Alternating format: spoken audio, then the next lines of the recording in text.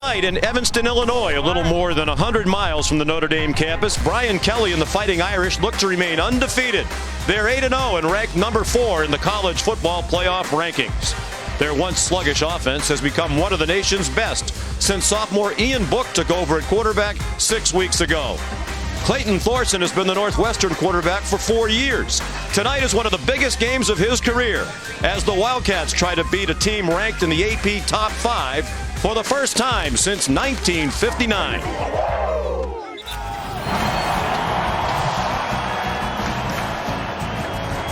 Welcome everyone to ESPN College Football Primetime, presented by Hampton by Hilton. Tonight from Ryan Field, Notre Dame, one of 4 remaining undefeated teams in the country, taking on 5-3 Northwestern. The Wildcats leading the Big Ten West. They're 5-1 in conference play, but they step out of the league tonight for a very big game against the Fighting Irish. Good evening, everybody. Welcome. I'm Sean McDonough along with Todd Blackledge. Delighted to have you with us. We'll be joined in just a moment by Holly Rowe. As you know, the first college football playoff rankings came out earlier this week. And Todd, Coach Brian Kelly told us we didn't watch. Our captain said don't even put it on the TV in the dining hall because they know the first one doesn't mean anything. 3 out of the last 4 years, they were in the top 10 in the initial rankings. They still have not played in the national semifinal. Well, and Brian Kelly knows the games that matter the most are the games you play in the month of November. In the last 4 years, his team is 7-10 in that critical month. He thinks this year's team is a team that can finish the job in this month. We saw them earlier in the year against Wake Forest. That was the game when they made the quarterback change. He told us heading into that game, we probably need to win all of our games if we're going to have a chance to play for the national championship. We need to play better offense. Yes. So he made the change back then to the quarterback, Ian Book, and he's delivered more offense. It's been a brilliant move. He has just done so much for their entire team. But offensively, I mean, all you got to look at is the points per game, the passing yards per game, the efficiency of throwing the football. It has changed the Notre Dame football team dramatically. 4 tough games left for the Fighting Irish and a big one tonight. I know you think this Northwestern team is certainly capable of victory here. I think of all the teams left on Notre Dame's schedule, this is going to be the most challenging. And the biggest reason is because Northwestern has a very salty defense and a quarterback in Clayton Thorson who is starting his 48th game. He's an NFL caliber guy. He doesn't always play to that level, but if he plays the way he's capable of tonight, they can pull the upset. He's been up and down. Their team has been up and down, but they are riding a 4-game winning streak as they host Brian Kelly and the Fighting Irish here in Evanston. The opening kickoff right after this.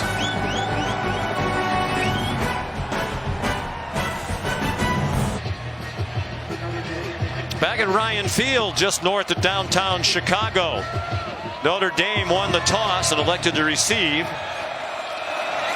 So Jake Collins kicks off for Northwestern.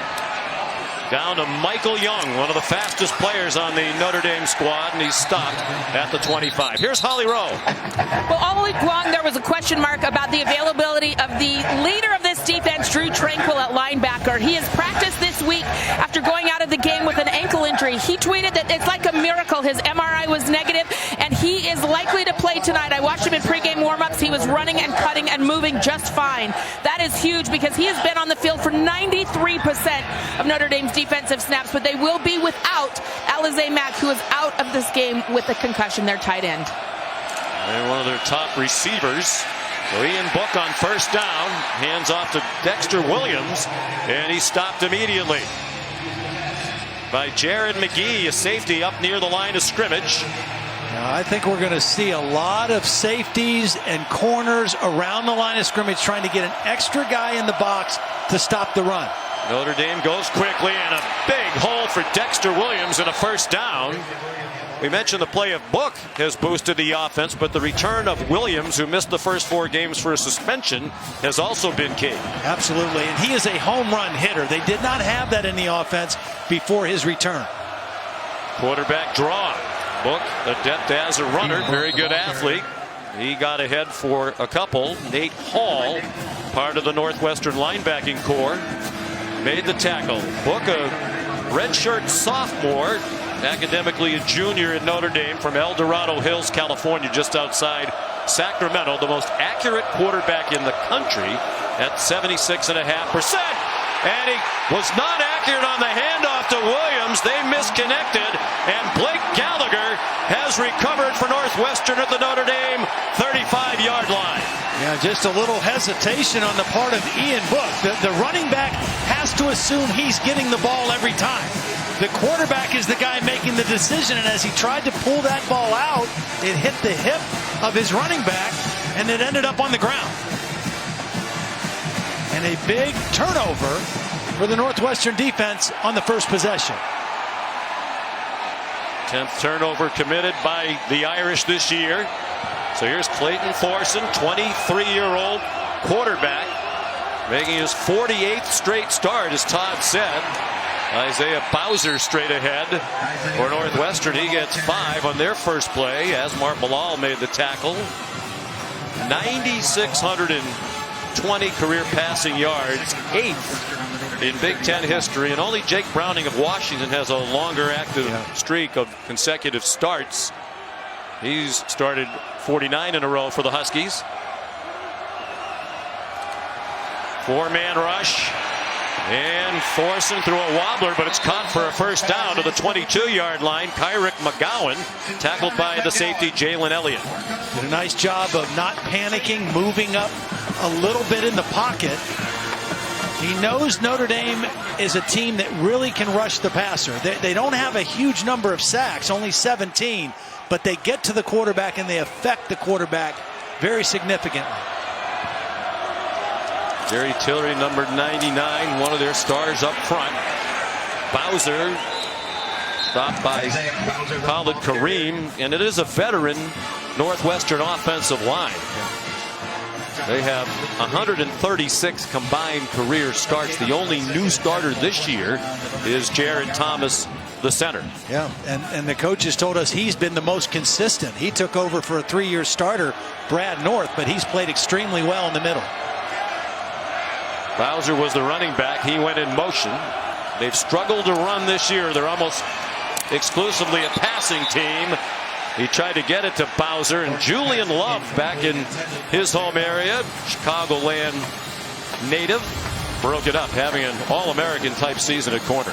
Well, this is not a good matchup for Northwestern. You got a running back who's lined up as a wide receiver against the best cover corner for Notre Dame. The guy to keep an eye on now on this third down play is Flynn Nagel. He is the guy that Thorson looks for most of the time on third down. He's had 15 third down catches that resulted in first down, second in the nation, and that pass incomplete. Again for Kyrick McGowan, with Troy Pride, the other corner, opposite Love, in coverage for Notre Dame. So the defense stands up after the turnover. And each team with some concerns. Pat Fitzgerald has kicking concerns, and Notre Dame's kicker Justin Yoon is coming back from an injury as well. Here's Charlie Kubander, ordinarily their kicker, but he had a lower body injury, wasn't expected to play last week. Then his stand-in got hurt in the warm-up, so Kubander had to kick, and that kick is no good, wide right from 39 yards. So the turnover does not hurt Notre Dame. Played the hook, it didn't hook enough.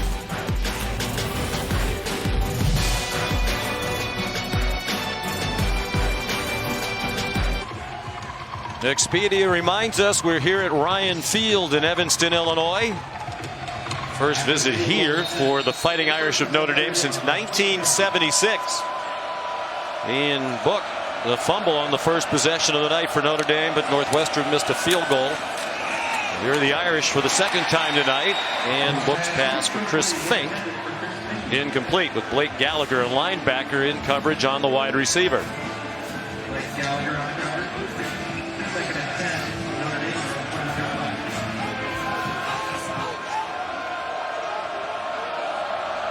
Book, the backup the first 3 games of the season behind Brandon Wimbush and then took over as the starter, largely because of throws like that. He's exceptionally accurate, and that's on target to Chase Claypool. Well, they have big receivers, so they have big targets to throw to, but he is extremely accurate, and that was an RPO throw off the run fake.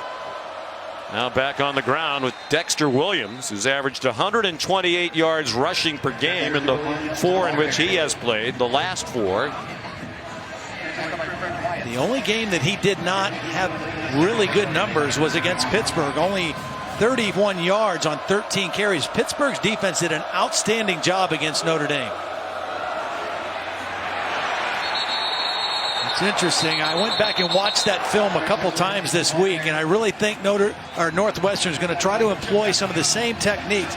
Of course, Pat Fitzgerald and Pat Narduzzi were coached against each other in the Big Ten for a lot of years. Randy Bates was the linebacker coach here for a lot of years, is the coordinator at Pitt now. And their success against Pittsburgh, or against Notre Dame, was really significant in stopping the run first. Notre Dame scored only 19 points in that win over Pittsburgh. They've scored at least 38 in the other 4 games Book has started. And now a procedure call. Offense, number 53. 5-yard penalty, 3rd down. Non-conference game. These are ACC officials on the field. Of course, Notre Dame plays 5 football games against ACC opponents every year. It's Big Ten officials in the replay booth. Called that on the center. Sam Mustipher must have flinched with the football. He's the only veteran on that offensive line. Great throw again by Book. A strike to Miles Boykin for a first down out near midfield. They'll mark it right on the 50. Excellent route. Watch Boykin run him out. As soon as he gets him to turn upfield, the ball is right there on the sideline. Perfect timing on the throw, but an excellent route by Miles Boykin. The coverage by Montre Hardage, Northwestern's best corner. They're going to try to match him up all night with Boykin if they can. Book going deep and incomplete, looking for Chase Claypool, who was flailing as he went down between the hash marks, and the Notre Dame fans, and there are a lot of them here, wanted a flag. Trey Williams had the coverage. Yeah, we talked about Ian Book, the difference he's made. Look what has happened to Miles Boykin since Ian Book has been the quarterback. His numbers have taken off. He is a big-time receiver, a dynamic receiver on the outside who has really flourished in the 5 games that Ian Book's been the quarterback. Brandon Wimbush, the backup now. Coach Kelly says he's handled it very well. That's Dexter Williams. And you wonder, Todd, if that play might set up a pass by Williams later. That was clearly backwards, and there was the possibility he could have thrown it if he wanted to. J.R. Pace, the safety, up to stop it, and here comes 3rd down and 11. One of the things that Pat Fitzgerald told us, he thought that his defensive front matched up extremely well against this Notre Dame offensive line. They're still big and physical guys, but not quite the same unit that they had a year ago. Center Mustipher, 34th start. The rest of them are all first-year starters on that line. Book ran for about 8, needed 2 more. And now Brian Kelly with the decision to make. Well, Ian Book has got a little stinger or something. Something doesn't feel right after that hit.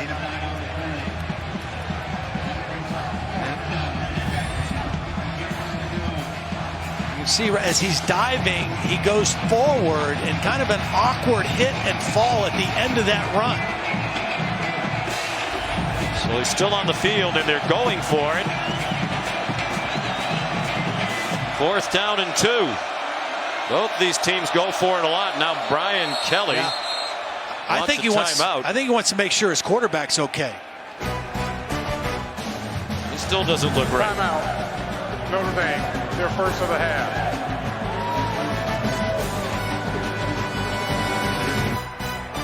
ESPN College Football is presented by Hampton by Hilton.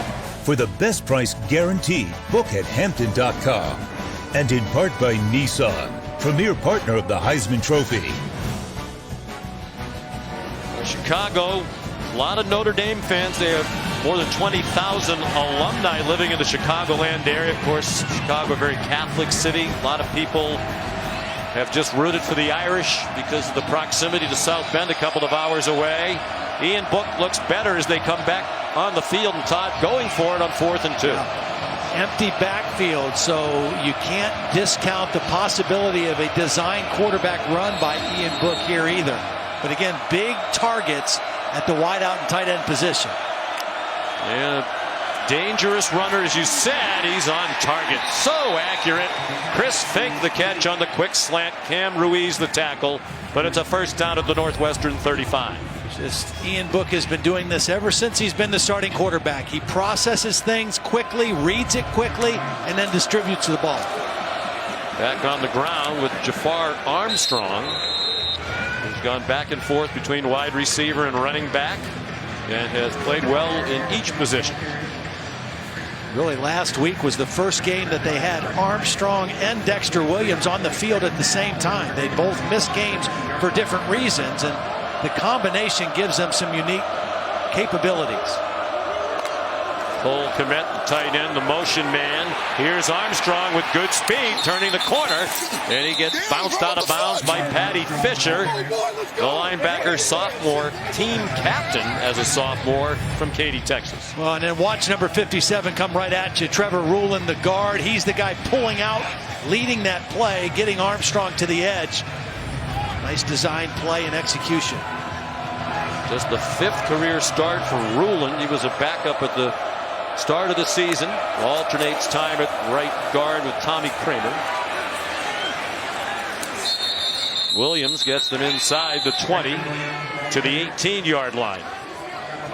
But Mustapher, as he mentions, the veteran, his 34th career start, and the rest of them have 26 combined starts. Of course, they lost 2 great linemen who were taken in the top 9 picks of the last NFL draft. And they lost their best lineman this year. Alex Bars, their starting left guard, was injured in the Stanford game. He had some veteran experience to him. He's here looking on, season-ending knee injury. Nice throw, and Kmet bounced out of bounds just shy of the end zone at the 1-yard line. J.R. Pace there for Northwestern. Well, Kmet came in motion, and he was kind of the secondary receiver, and a nice job by Ian Book reading that Northwestern coverage and dropping it down to Kmet to inside the 5. 4 out of 6 for Book, and here's Dexter Williams. Touchdown, Notre Dame.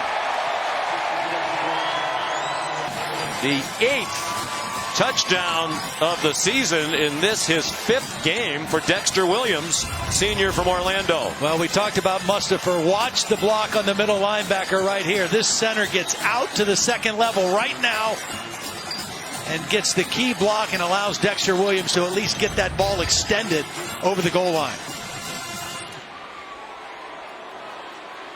So the Irish first on the board. Here's Justin Yoon. He's been out for a couple of weeks with a groin strain. No problem there, and it's 7-0 for the Fighting Irish. The combination of Ian Book and Dexter Williams, what they've meant to this team, phenomenal.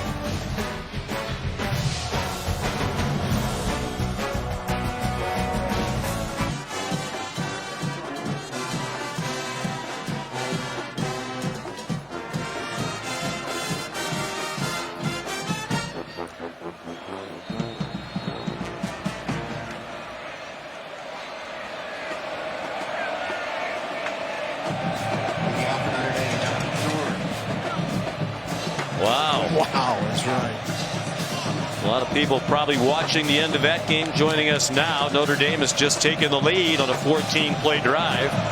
Took more than 5.5 minutes. Dexter Williams, a short touchdown run.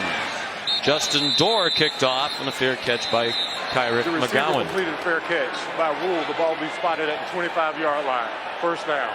This season, for every field goal and extra point made by participating universities, All-State will make a contribution to the university's general scholarship fund. We thank All-State. Extra point off the foot of Justin Yoon, now the all-time leading scorer at Notre Dame. That's saying something with the great football history and all the great players they've had there. Clayton Thorson and Northwestern. from their own 25 and a high throw over the head of Flynn Nagel, far and away the leading receiver for Northwestern. Well, this game for Northwestern to have a chance, Clayton Thorson is going to have to play a big-time game and throwing the football. They can't not try to run. I mean, they've got to have some semblance of balance in their offense, but it's ultimately going to come down to him getting a hot hand and doing what he can do as a thrower. Cameron Green back and forth. He's one of their super backs. Combination of tight end and H-back, and the pass is batted down as Thorson tried to throw a quick slant. Really nice job by Khalid Kareem, who got his hand on that football.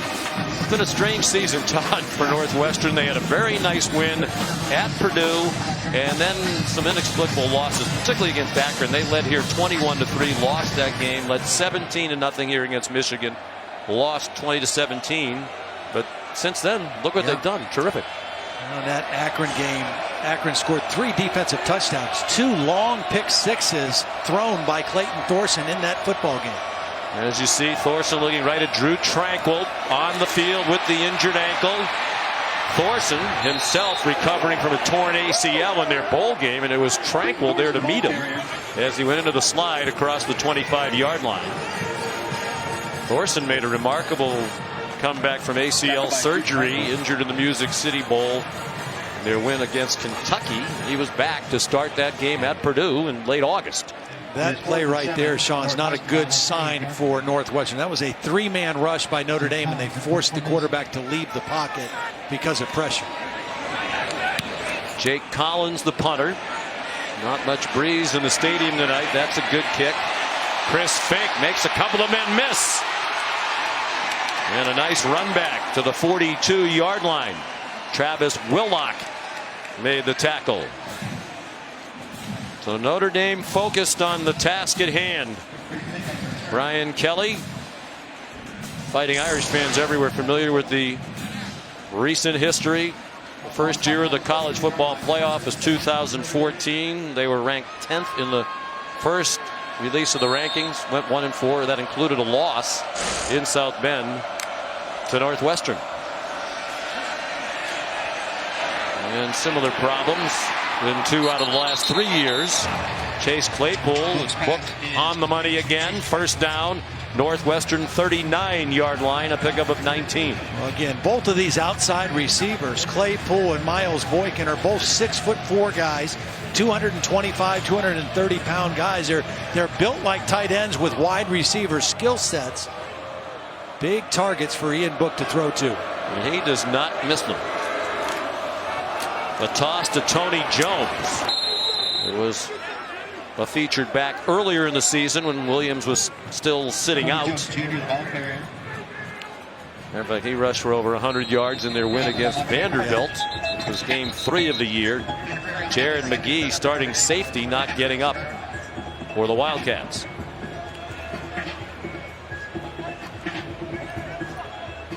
When we did that Wake Forest game and we talked to Brian Kelly and he told us he was making the switch to Ian Book, he said he felt like his defense was good enough to win every game on their schedule, but their offense needed to have more urgency and more consistency, and they had to get the ball in the hands of playmakers that they knew they had. And even though Brandon Wimbush was a winner as a starting quarterback and a dynamic runner, they needed to get some more productivity out of their passing game, and Ian Book has been outstanding. Well, in the 3 games with Wimbush at quarterback, they didn't score more than 24 points in any of them. 24 against a terrific Michigan defense in the opener in a win, but just 24 against Ball State, 22 in that victory against Vanderbilt, 99th in the country, 103rd in scoring. So Brian Kelly said, I might be crazy.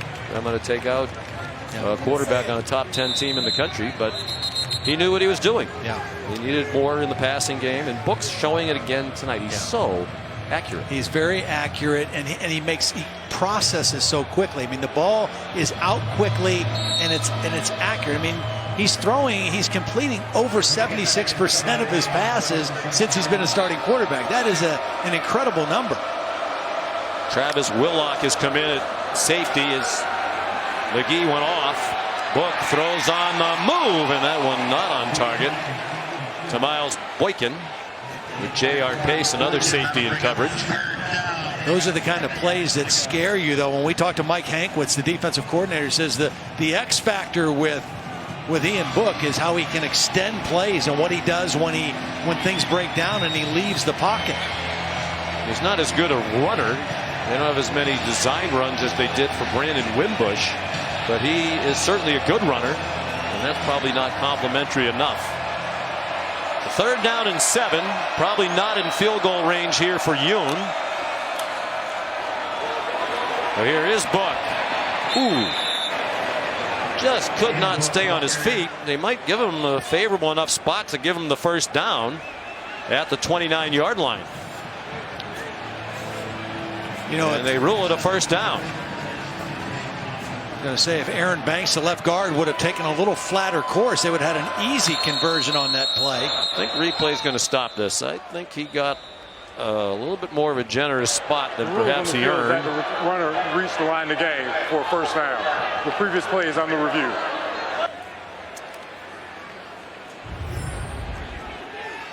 Take a look. It's a counter play. The left guard, Aaron Banks, is going to be the guy leading, but Book gets in front of him. He didn't slide, so he was going forward. So did the ball get to the line to gain before the knee was down? His knee's down. I think just go back a couple of frames. Elbows down there too. Tough to tell. Yeah. Don't know if there's enough to move the ball somewhere else. Let's bring in Bill Lamonier, a home game for Mr. Lamonier tonight, our rules expert, longtime on the field official. Let's take another look at this, Bill, and find out what you think. He's got a knee down. The ball is just 30. at the 30. Replay should be reversing this short of the line to gain. Yep. So tough call on the field for the officials, but that is a play made for a replay. Yep. Well, again, in looking at that play, Aaron Banks, who is just making his 2nd start at left guard, if he takes a little flatter course and stays in front of the quarterback, they convert that easily. The officials on the field have already moved the ball back to the 30-yard line, though the referee is still over talking to Dennis Lipsky. We mentioned ACC on the field officials, Big Ten in the booth. And the rules are essentially the same. In the ACC, they do have a command center in Greensboro, much like the NFL has help from elsewhere. The Big Ten doesn't do that. Dennis is on his own in the booth. After review, the runner was down short of the line of game. It'll be 4th and 1 at the 30-yard line. Good work by the process there. Bill called it right, and they got it right in both places. So 4th and 1, and Brian Kelly opting to go for it. Brock Wright, a tight end, lined up in front of Tony Jones, the tailback. He follows Wright, and I'm not sure about that one. Matter of fact, the official running in from the near side is going to mark it short of that yellow line. And it looks like Northwestern has held Nate Hall, the key factor on that Northwestern defense to blow up that play. Well, again, the line to gain is the 31. Really nice job by Nate Hall, crashing from the outside and getting a hold of the legs of Tony Jones and not letting him accelerate or push forward. Hall was out for a while with a lower body injury. They're like the NHL here at Northwestern. They don't give details. I said the 31. I should have said the 29. Well, we know what you meant. Yeah. 1 yard past the 30. And by the way, we're told in the replay booth they are reviewing this spot as well. 1st down. They ruled 1st down, and the scoreboard did the Wildcat sound. You know, the chains moved. When they first said it was a 1st down, the chains moved. And then when they overturned the previous spot, they put the chains back. But you wonder if they got it because, well, the line to make was the 29 before, and the nose of that football is right on the 29-yard line.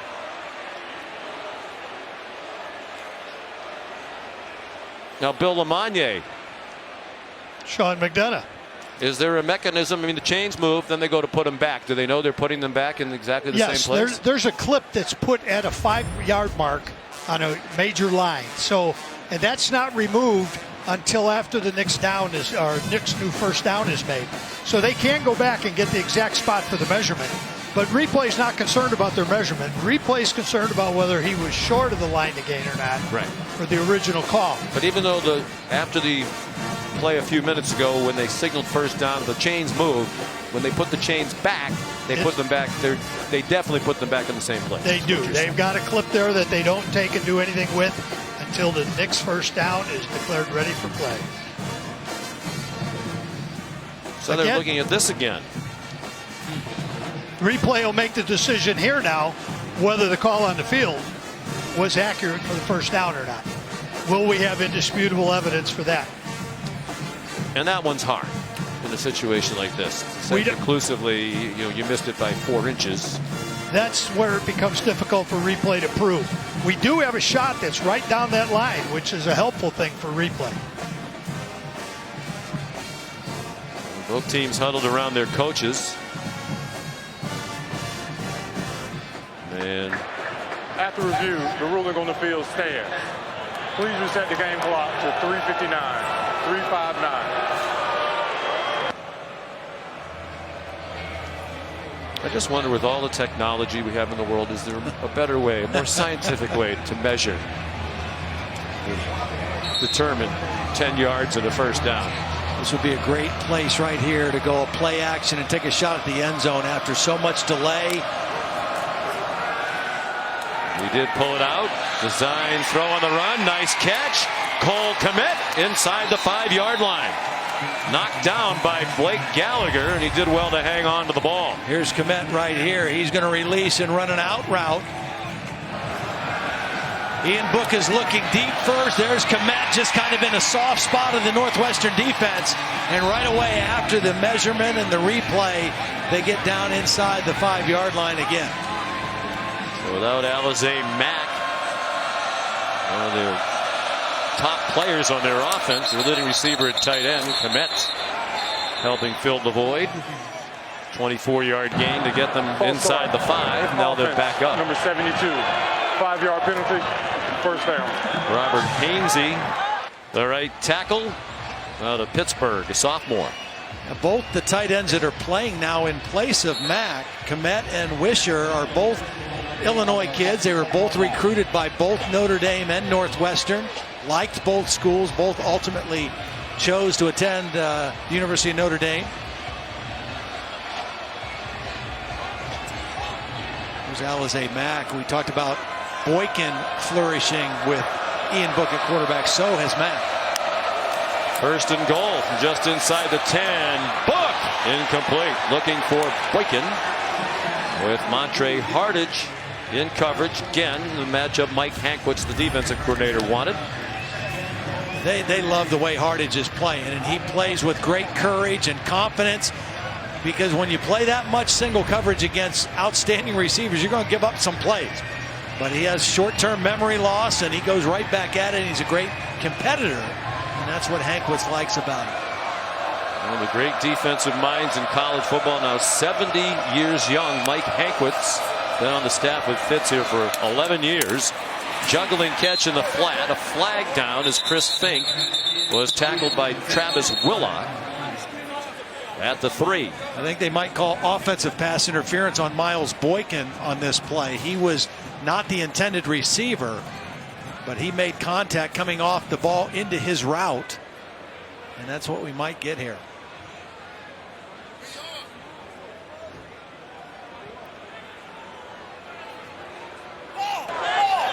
Pass interference, offense, number 81, 15-yard penalty, second down.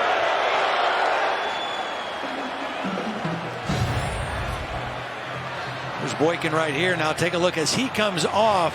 He's kind of clearing out the area for the underneath route. And he pushes his man right into the man assigned to defend Fink. And that's where the penalty came.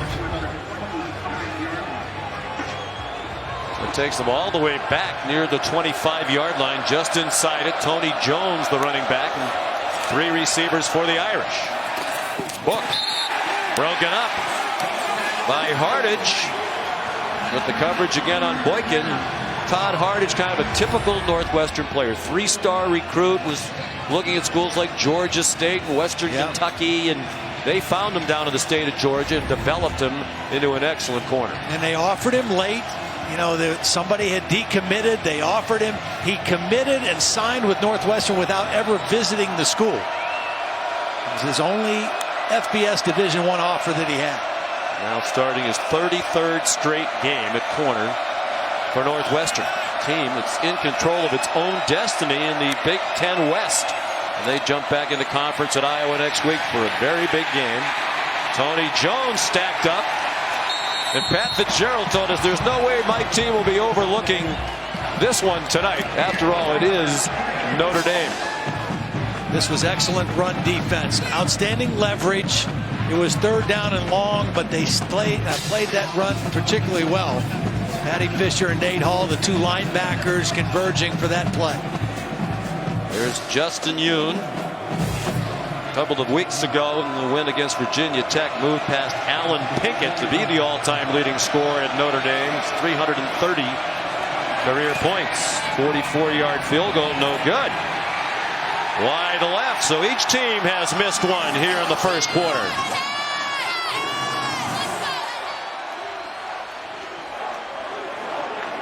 Very important defensive stand by Northwestern. Snap and hold are both good. Ball never had a chance. Stayed left the whole time. Well, can Northwestern get something going on offense after the miss by Yoon? You know, Brian Kelly said, obviously, Book's performance, Dexter Williams the boost. It's helped the offense, but it's also helped the defense because the Notre Dame offense is on the field a lot more. They've run 27 plays already. Northwestern, its 9th offensive snap on that play. A run for Solomon Vault to the 31. A gain of 4. Here's Holly. Well, guys, during that last long Notre Dame sequence, Clayton Thorson was in the injury tent for quite some time. It looked like they were adjusting something on his lower leg, possibly that knee brace. He came out of the tent and tried to take some throws. He is definitely in some discomfort with that leg. And his pass incomplete. Looking for Berkeley Holman with Tavon Coney, one of the best linebackers in the country. Senior out of Palm Beach Gardens, Florida, leading tackler on the year for the Irish in coverage. And once again, we see Notre Dame doing what they like to do. They like to substitute their defensive linemen a lot, and now they go to their pure pass rush package. So they have their best 4 pass rushers on the field right now to get after Clayton Thorson, expecting pass on his 3rd down play. Julian Okwara, dangerous pass rusher, number 42, coming from Thorson's blind side. Flushed him from the pocket. Thorson on target to Mr. 3rd down, Flynn Nagel. His 16th catch this year on 3rd down that turns it into 1st down. Well, this is excellent job by Nagel, finding his quarterback in trouble and wheeling back out to the outside. His route had him going inside, but as soon as he recognized the problem his quarterback had, adjusted his route and got the catch for the 1st down. Tied with Riley Miller of Ball State for the most catches on 3rd down that result in a 1st down at 16 each. Tough run by Isaiah Bowser. Another one of those Northwestern players who had only one FBS offer. It was from Northwestern. They thought he might be a linebacker. He's become their featured running back. They lost Jeremy Larkin early in the season to a career-ending neck problem. Cervical stenosis, a narrowing of the spine, was discovered. He was forced to end his career after a great start to the year. Be the final play of the 1st quarter. Bowser is from Sidney, Ohio, one of 18 Ohio players on this Northwestern roster.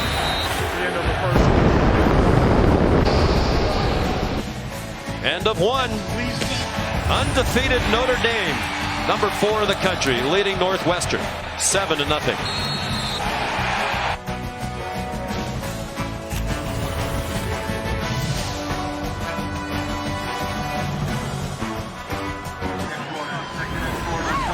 You're watching the Big Ten on ESPN. Home of the Northwestern Wildcats of the Big Ten. Ryan Field, Evanston, Illinois, non-conference game tonight. for the Wildcats, leading the Big Ten West, in control of their own destiny with an eye toward making the Big Ten championship game for the first time. Trying to knock off undefeated Notre Dame tonight. Isaiah Bowser carries for a first down. Here's Chris Cotter.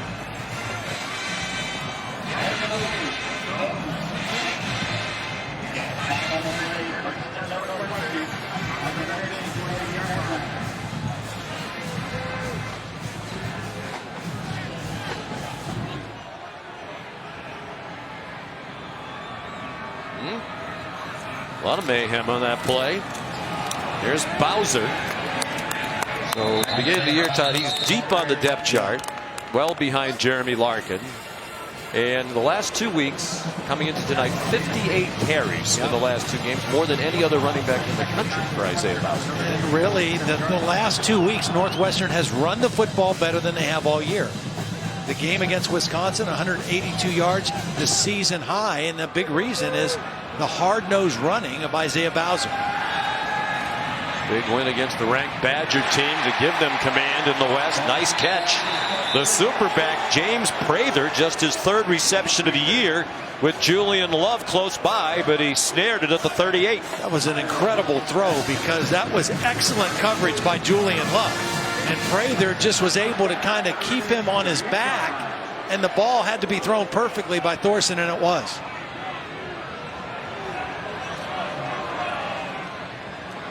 Four-year starter. Clayton Thorson hands it off to Bowser, a downhill runner, and the crowd loves him. He's down to the 31-yard line. Tavon Coney made the tackle.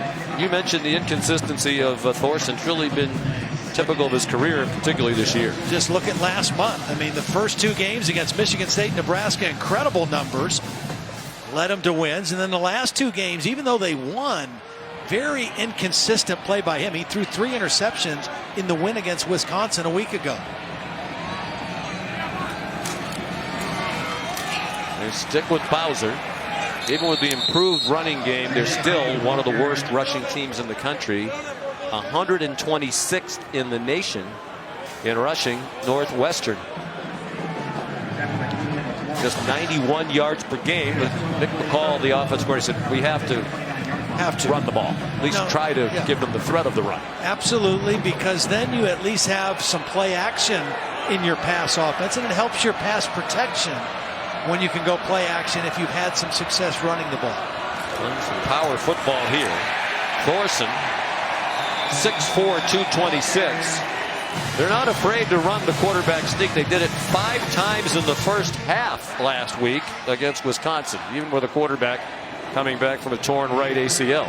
Well, Holly mentioned that he might be having some discomfort, but he has been doing really well. In each game he plays, he's been getting a little bit more confident in his health and his ability to run. And as he runs, he adds more to this offense.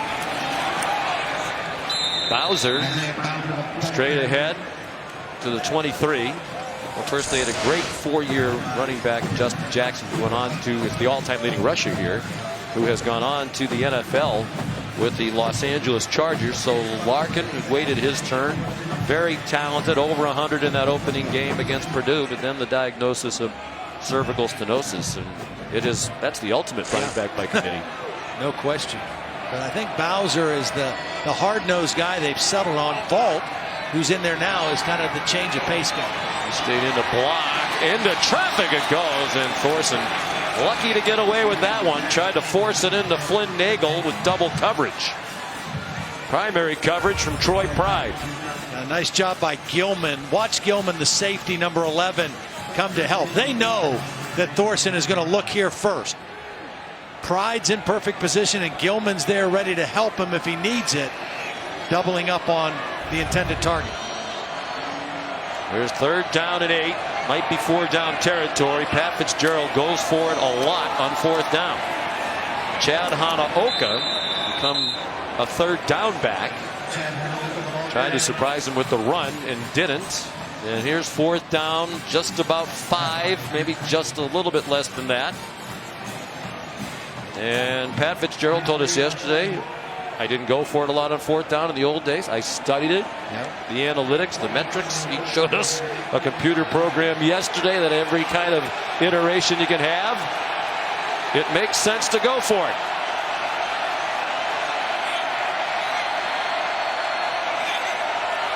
Hanaoka, the running back. Notre Dame gets pressure on. What a catch! One-handed snatch by Bennett Skoranek for a first down. Incredible catch because it had to go right past the outstretched hands of Tavon Coney. Excellent concentration by Skoranek. And a fourth down conversion. That's their 9th fourth down conversion of the season now. They fake it to Isaiah Bowser. Out wide to Riley Lees. And he's to the 10-yard line. You know, and it's just the little bit of success they've had running the football in this possession has opened some things up for them. It's given them a little more bounce and versatility on offense. What a catch by Skoranek, junior from Fort Wayne, Indiana. He led the team last year with yards and touchdowns. Dependable guy. Bowser straight ahead, and Notre Dame ready for him that time. Julian Okwara leading the way. Okwara got the tackle, but what a nice play by Jerry Tillery, defensive tackle. He just collapsed that whole side of the offensive line. Didn't get credit for the tackle or an assist, but he really made the play, kind of eating up a couple blockers. Northwestern eating up the clock. This will be the 17th play of this Northwestern drive. We go under 9 minutes to go in the first half, and Notre Dame leading 7-0.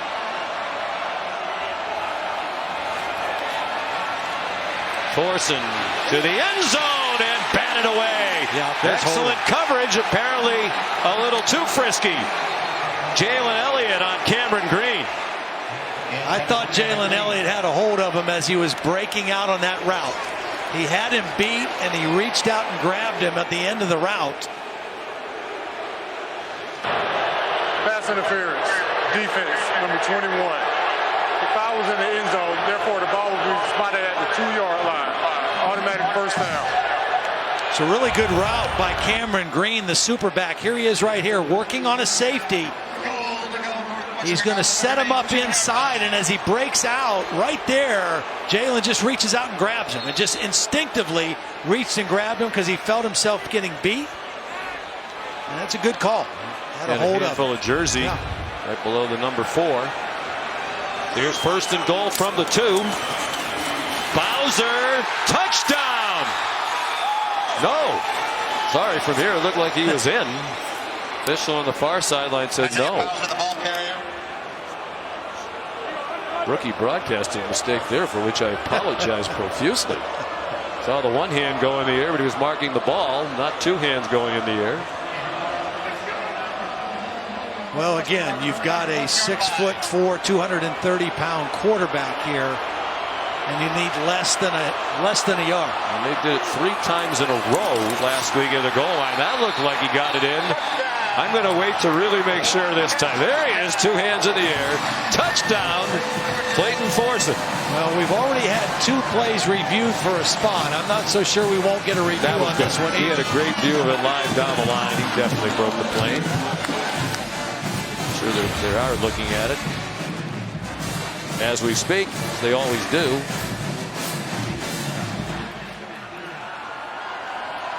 The 5th rushing touchdown of the year. Yeah, well across. 5th rushing touchdown of the year for Thorson. 23-year-old quarterback from nearby Wheaton, Illinois, in the Chicago suburbs. Charlie Kubander, the extra point. Well, they wouldn't have gotten a chance to run the quarterback sneak without this incredible 4th down catch by Skoranek. Kept the drive alive, and a few plays later, the big senior quarterback ties the football game up.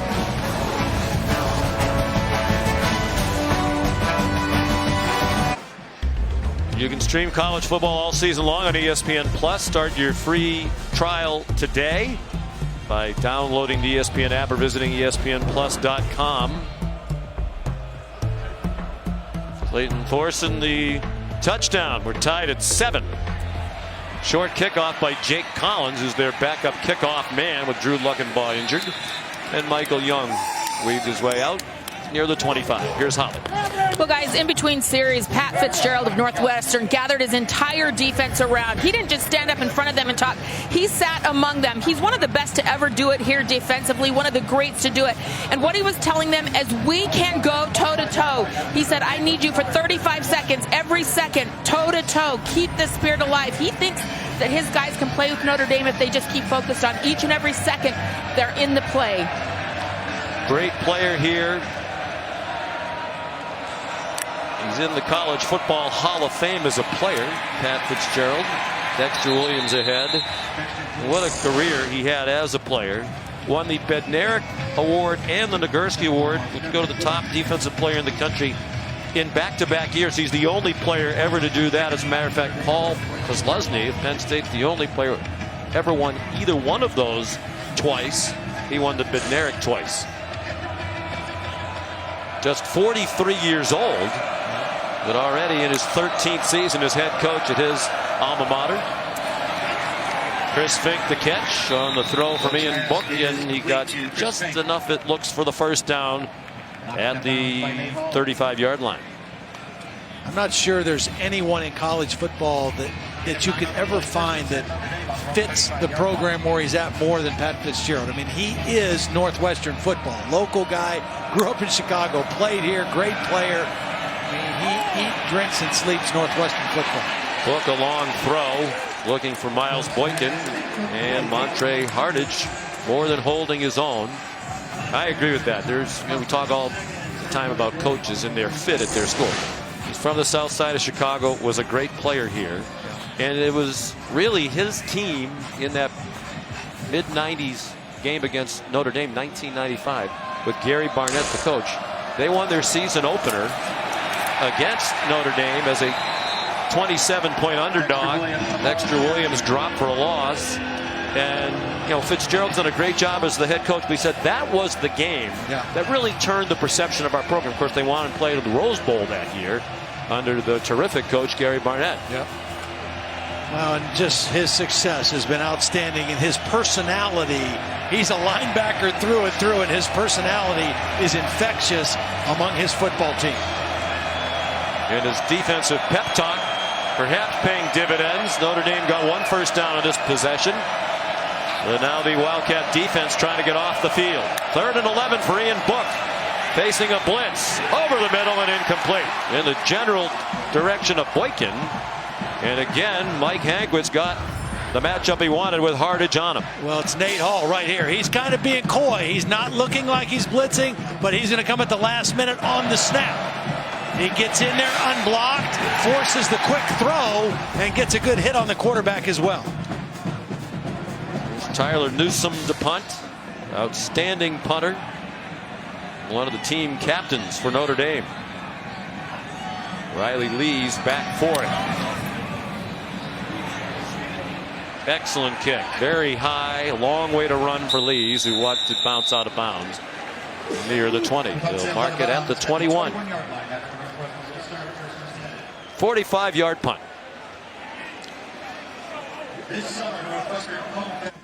ESPN College Football, brought to you by Chick-fil-A Nuggets. Tonight is Nugget Night. And in part by Buick, proud partner of the NCAA.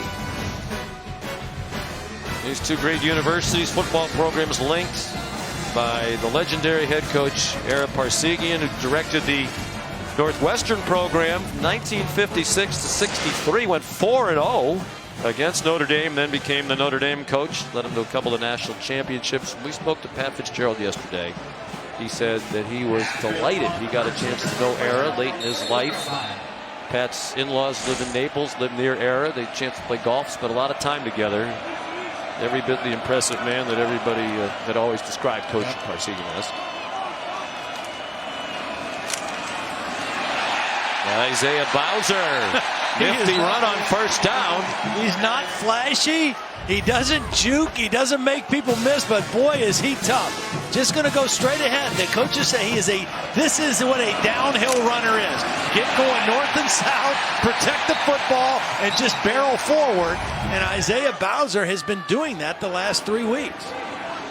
14-yard run. A team that has struggled to run most of the year, having some success. They're sticking with it. And Bowser gets 4 more. Jordan Genmark Heath the tackle. Sunday NFL Countdown comes your way. Week 9. Special edition live from New Orleans as Drew Brees and the Saints getting ready to try to knock off the undefeated Rams. Coach Corso is going to join them in the Big Easy to make a special headgear pick on NFL Countdown. That's 10 a.m. Eastern tomorrow on ESPN. Bowser dropped by Tavon Coney. Well, right now in the ballgame for Northwestern, they have more yards rushing than passing. 62 yards rushing, 39 yards passing. And I know those are not huge numbers, but for a team that coming in was 126th in the country running the football, they're very positive numbers against this Notre Dame defense. Pat Fitzgerald talked to his team all week about needing to be the more physical team and trying to establish that with the ground game. Thorson got it off. There's Cameron Green with some running room. And he's into Irish territory at the 48. Gain of 10. Again, a nice job by Thorson, not panicking and just moving up in the pocket enough to allow his receiver to clear for that throw. Cameron Green is their move tight end. He went in motion, came back across the field, and made a nice catch. 5th play of this drive. The last drive was the longest of the season. 18 plays for Northwestern. Contact down the field. Riley Lees bumped into Alohi Gilman. And no flags. Yeah, and good no call, because really Riley Lees ran himself out of bounds. I mean, he just ran out of real estate, and Gilman does what a good defensive back should do, just keep riding that guy out. Fight to stay in the field of play for your quarterback. A lot of boos as there was no flag, but there's also a considerable Notre Dame presence in the stands here. Tough run again by Bowser. Jordan Genmark Heath made the tackle. You know, people on both sides were wondering what would the breakdown of the crowd be, because the Notre Dame folks bought a lot of tickets to this game. Brian Kelly said, I think it'll be about 60-40 Northwestern. I think it's a little more in favor of Northwestern here, although the Irish well represented. I think so too. I think there's a lot of energy. And you know, when we talked to some of the players, they said, hey, even in the beginning of the season, they were talking about the Notre Dame game. This is the one they were excited about coming to see their team play. We had to buy season tickets to get a ticket, so there's a lot of Notre Dame folks who bought Northwestern season tickets. Chad Hanaoka did not get the first down. Drew Tranquil made the tackle, and here comes 4th down and 6. Pat Fitzgerald, he has an assistant nearby with the big notebook that gives him the breakdowns as whether or not 4th and 6 at this point in the field is the time you go for it or not. And he said he doesn't always do it based on the analytics. It's kind of the math and what he sees and what he feels also. He goes off the combination of those two things. He has a little play sheet, but they had a very thick notebook filled not just with when to go for it on 4th down and when not to, but when to accept the penalty, when not to. They studied everything from every angle. And why would they at a school of this caliber? That's right.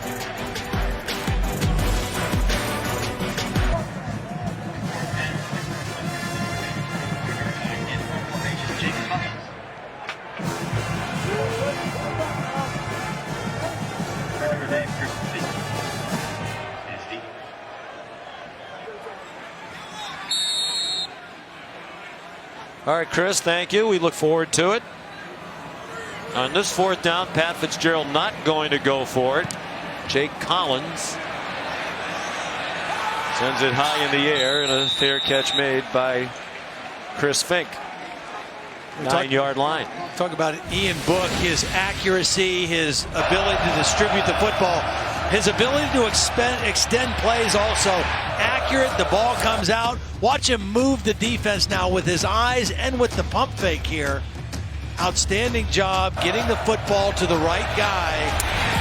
And you know, the way he distributes the football in this offense, it makes everybody play harder, practice harder if you're a skill guy, because you know if you're open, he'll find you. Quarterback draw. Good for 8 yards.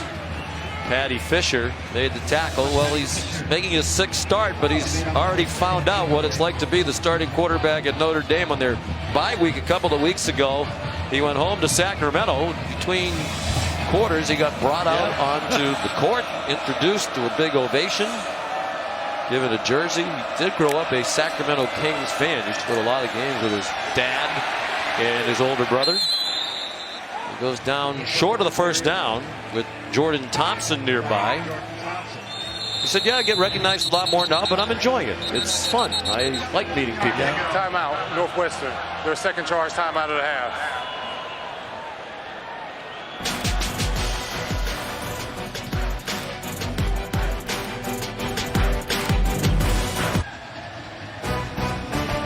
College football primetime is brought to you by Hampton by Hilton. With more than 2,400 locations, you can follow your team anywhere.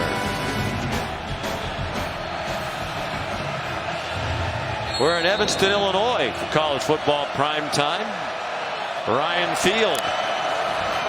Northwestern and undefeated Notre Dame tied, and here's an interception. Joe Gaziano. Now it's an incomplete pass. He did not hang on. An incomplete pass. 4th down. But Northwestern is doing some different things to confuse Ian Book. Last 2 plays, they've dropped the defensive lineman into coverage. And Gaziano gets right underneath the intended receiver and almost gets the interception. 2 plays in a row, a different style of defense by Mike Hankwitz, and it's gotten the best of Ian Book. Job by Claypool to make sure Gaziano couldn't hang on. There's Tyler Newsome. Riley Lee's back at his 40-yard line.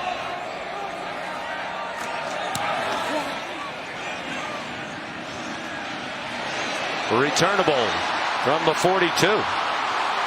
Nifty footwork across midfield and belted down from behind at the Notre Dame 46-yard line by Jalen Elliott. Our Week 9 Monday Night Football matchup is a crucial one. A couple of 3 and 4 teams coming off a bye week in need of a big win in Big D. Titans and Cowboys, 8:15 Eastern on ESPN. Simulcast on ESPN2 in Spanish and available on the ESPN app. Couple good ones there. Marcus Mariota, Dak Prescott going at it. We've got Dak Prescott a little help, they hope. Wide receiver, Amari Cooper. Over from the Oakland Raiders.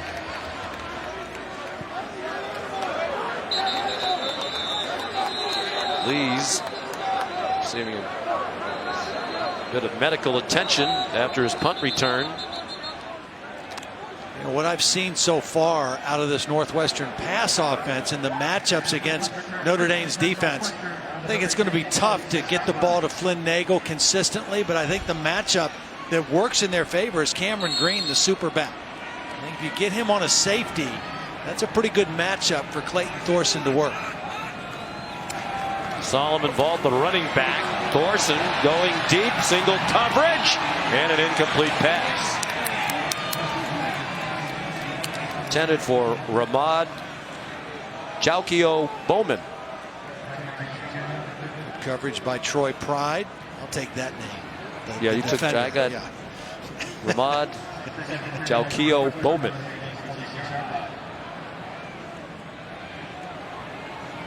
He's looking for his 15th catch of the year. 2nd and 10. Down to 1:05 to go in the half. 2 timeouts for Notre Dame and 1 for Northwestern. Thorson.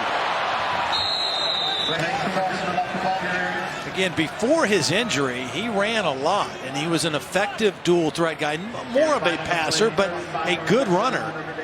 And now, you know, again, the more time that goes by from his surgery, the more confident he gets as a runner. And those are just good heady plays. He was back in 8 months from the ACL, surgery by the renowned Dr. James Andrews.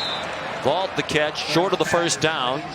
Clock running down to 30 seconds to go in the half, and neither team stopping it at the moment with 4th and 4 upcoming. Another nice play by Jordan Genmark-Heath, who's playing a lot tonight. He's kind of playing that position that Drew Tranquil plays most of the time. They're resting Tranquil a couple downs, bringing him back on critical downs, but he's sharing that position right now with Genmark-Heath. A play like this, you want him on the field. He and Tavon Coney are your two leaders, guys that have played a lot of ball. Timeout, Northwestern. Their third and final timeout of the half. So they let it go down, and you think with 3 seconds to go, a Hail Mary of some type here, Todd? Yeah, take a shot at it. You know, Pat Fitzgerald told us last week when his quarterback threw 3 interceptions that one of them was my fault. I told him, go ahead and take a shot. And sometimes you do that as a quarterback. You get an interception. The other 2 were really just bad decisions by Clayton Thorson. But why not take a shot here on the last play of the half? Well, this season, Taco Bell is celebrating student sections, passionate fans like the Northwestern Wildcats. Awarding the best student section of the year. Go to ESPN.com/Taco Bell to see if your team made this week's rankings and to see how your school can compete. I'm a little down on the Northwestern student section. Yeah. There are a lot of empty seats over there. We asked the sports information folks, is this a sellout? They said, yes, it is. Every seat's sold, but if there are patches of empty seats over there, a lot of it is where the student section is. It's a small school. It's 8,000 students. But still, what's bigger on a Saturday night than hosting Notre Dame, undefeated? Todd agree with that. So Study on emails Sunday. to Todd Blackledge, your Northwestern student. Hail Mary time. 3 receivers out to the left. And now Notre Dame. Timeout, Notre Dame. Their second of the half. It will be a 30-second timeout.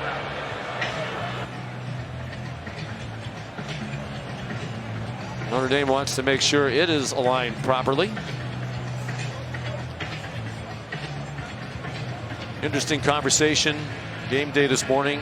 Gene Wojciechowski and Brian Kelly talked about when you come to Notre Dame, you know, you come to win championships and at least have your team in a position to compete for them. We mentioned they've been in those college football rankings the last few years, but the next step is winning the national title. Do you think this team is good enough to do it? To me, they are, but they'd have to beat an Alabama or Clemson team that to me are more talented than that. Yeah, I think so. I think those 2 teams, Alabama and Clemson, are a cut above everybody else. I think if you're talking about Notre Dame compared to Georgia or Oklahoma or Michigan, teams like that, absolutely, they fit right in that mold.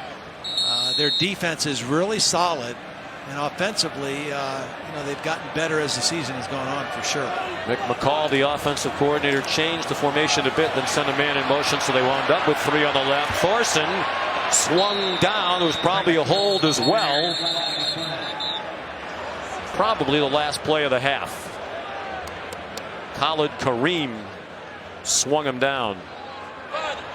Holding, offense, number 65.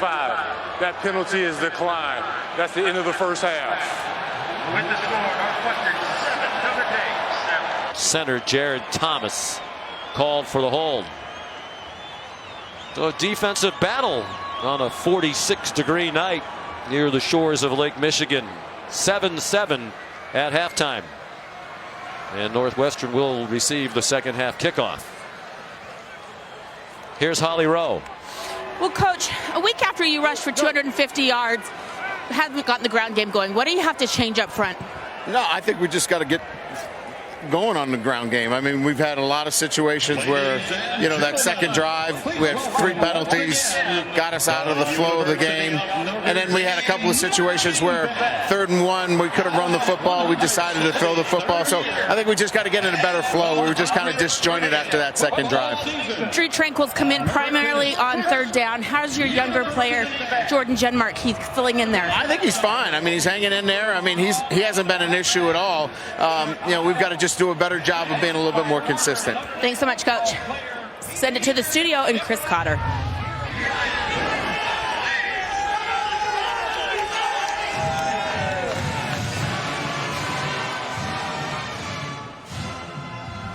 And win these next 30 minutes. We knew it was going to be a battle, and hopefully we'll go out and play cleaner and smarter here in the second half. You've been able to convert on third down and some good fourth down conversions, but what else has to get cleaned up? Well, we've got to finish blocks.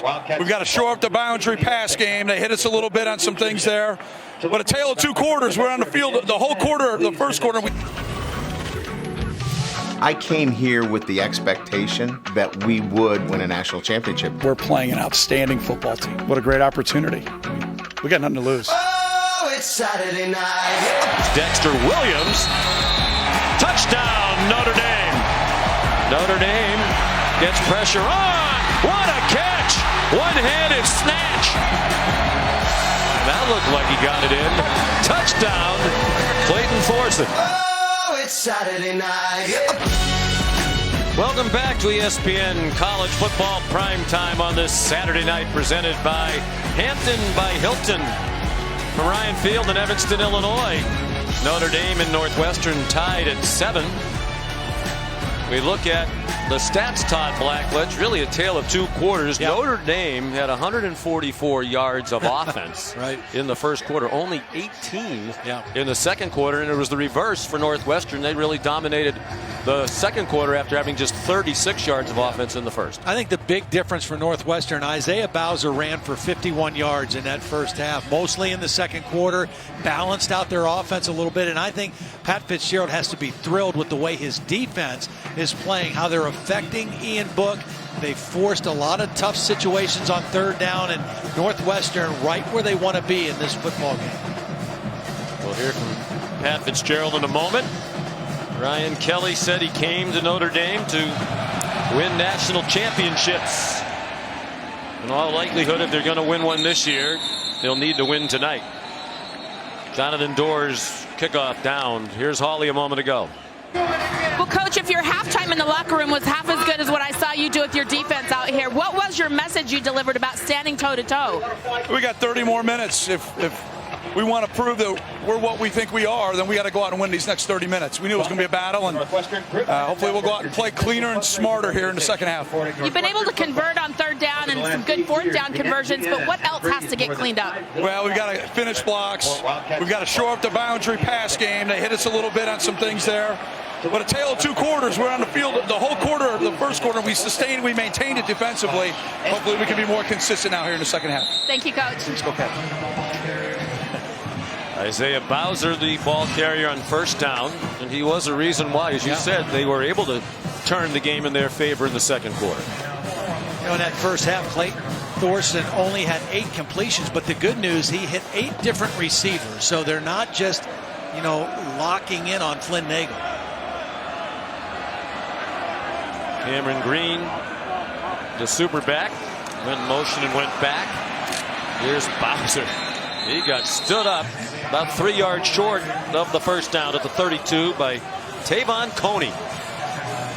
Tavon Coney, the leading tackler on this football team, 70 tackles coming into the game. Very instinctive player, high football IQ. His 25th career start tonight. He and Drew Tranquil just do a great job of patrolling that second level of the Notre Dame defense. It was far and away their leading tackler last year as well was Coney. Thorson steps to his right, has a first down to Flynn Nagel. One of 6 children, all 6 scholarship college athletes. He had 2 brothers who played football here at Northwestern. Nice job of staying with his quarterback. Thorson left the pocket briefly, and Nagel on third down is a go-to guy. Bunch to the left of Clayton Thorson. Isaiah Bowser, the running back, on his right.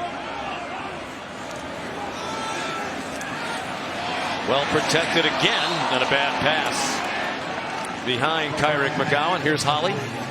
About Flynn Nagel and his 6 siblings, I love it that they are named in alphabetical order. So he is the youngest of the 6. It's Aaron, Brett, Connor, Derek, Erica, their lone sister, Flynn, and yes, of course, Gunnar, but that's the dog. Flynn is the last, so he got the F name. I just think that's darling and creative by the parents. A through G. I hate to say it, they said it, the parents.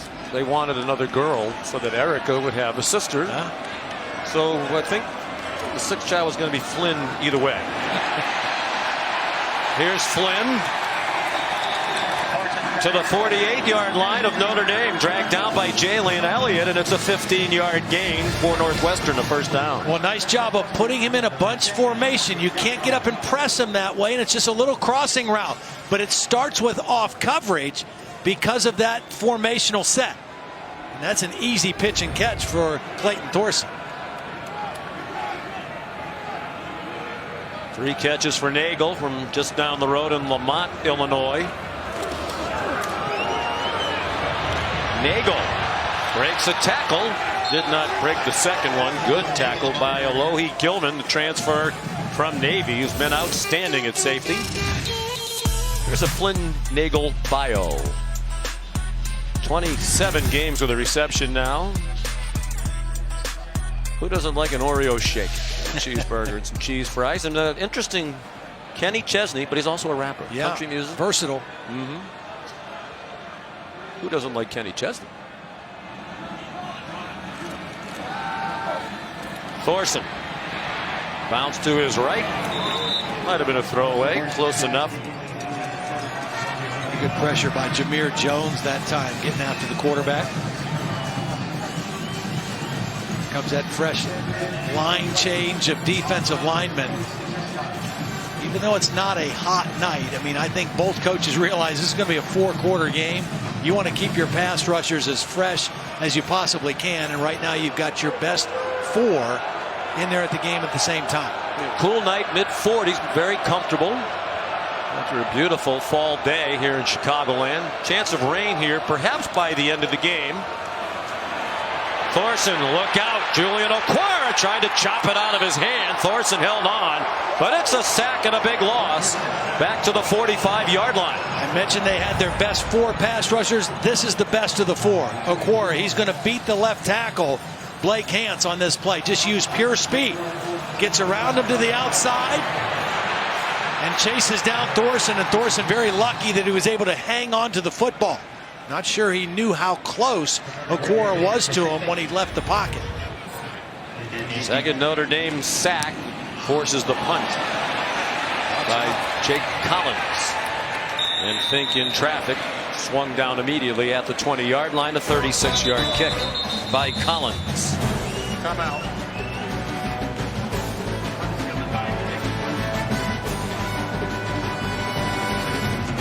You want to know how we tip off college basketball? With Michigan State versus Kansas, followed by the College Football Playoff Top 25, then Duke versus Kentucky. Oh my! Tune in to the State Farm Champions Classic.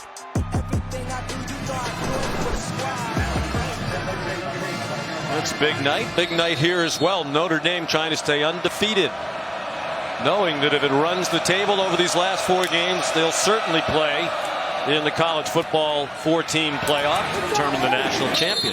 First possession of the second half. Kenny and Book on target to Chase Claypool for 12 yards and a first down. Northwestern did a pretty good job keeping him off balance in that first half. Again, coming into the game, 76.5% completion. He was right around 50 in that first half.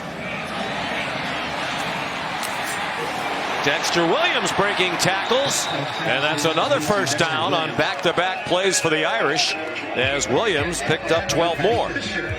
You're not having a lot of success running him inside. Get the ball to him on the outside, on the perimeter. It's just like a run play, but you get him out in space. He's got a couple blockers in front of him, and he turns it into a nice play. Book, a lot of time, but couldn't find anybody open. Now he checks it down to Claypool again. And he got almost the full 10, about a half-yard short of the first down, but into Northwestern territory at the 45, tackled by Nate Hall. We showed the stats for Book, 50%. Not only is he the most accurate quarterback in the country coming in, but in his 5 starts prior to tonight, he had been 70% or better in all 5 of them. Dexter Williams for the first down. The last quarterback to throw for 70% or more in each of his first 5 starts of a season in college football was, do you know? I don't. Russell Wilson for Wisconsin back in 2011. Those are the numbers leading the nation, and at least 70% in each of the 5 starts prior to tonight. Now 10 out of 18 with his success on this possession. False start. Offense, number 53. 5-yard penalty, second down. It's the second time that they've called that. Bill, when they call a false start on the center, what typically is that the result of that? Just moving the ball? Early ball movement, a shrug of the ball, those types of things. They weren't even to the line on that one. See much there, but we might have missed it.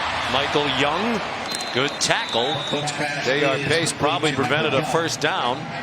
But it is a 13-yard gain, and the Irish briskly on the move to open the half. Yeah, fast start for Ian Book here. To start, a lot of easy throws, quick reads, ball out of his hands, and getting some confidence back here right now.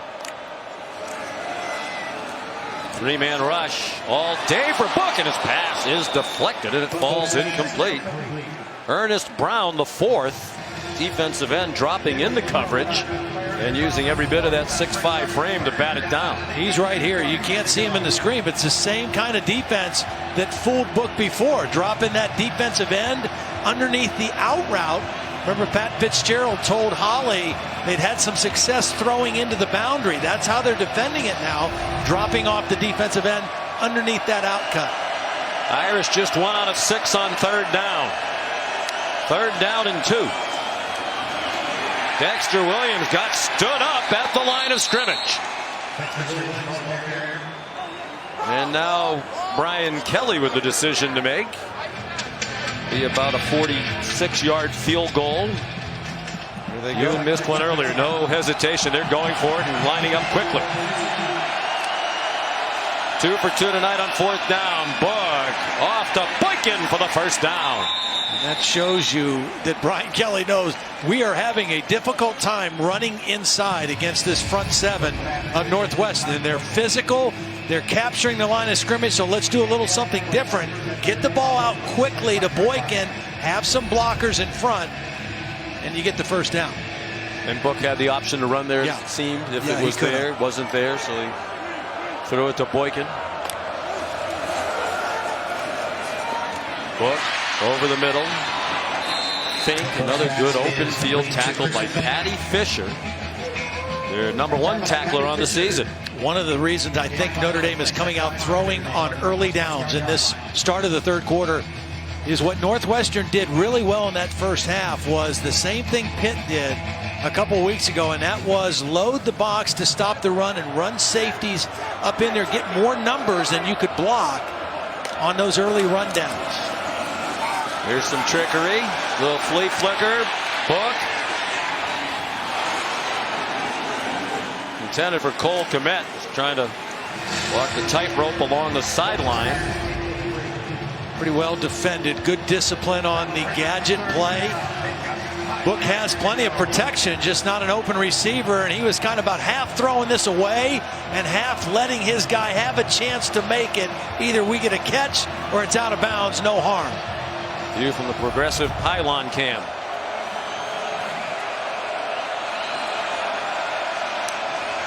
Third down and 5.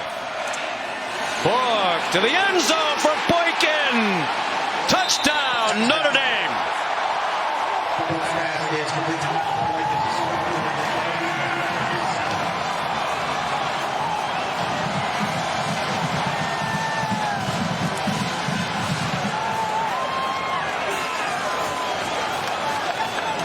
Boykin was a slot receiver. He's inside, and he's just going to run a go route.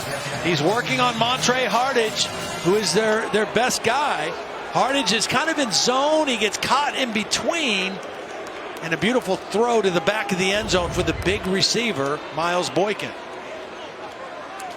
Yeah, and he's so accurate. Of course, they checked to make sure he had possession. It was a bit of a juggle at the beginning. It looked like he had it. And Yoon adds the extra point, so the Irish reclaim the lead.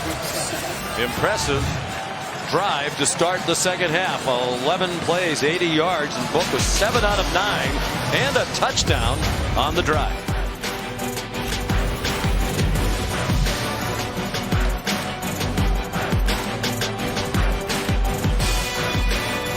ESPN College Football, brought to you by Mazda. Feel alive. And the $5 double chalupa box, only at Taco Bell.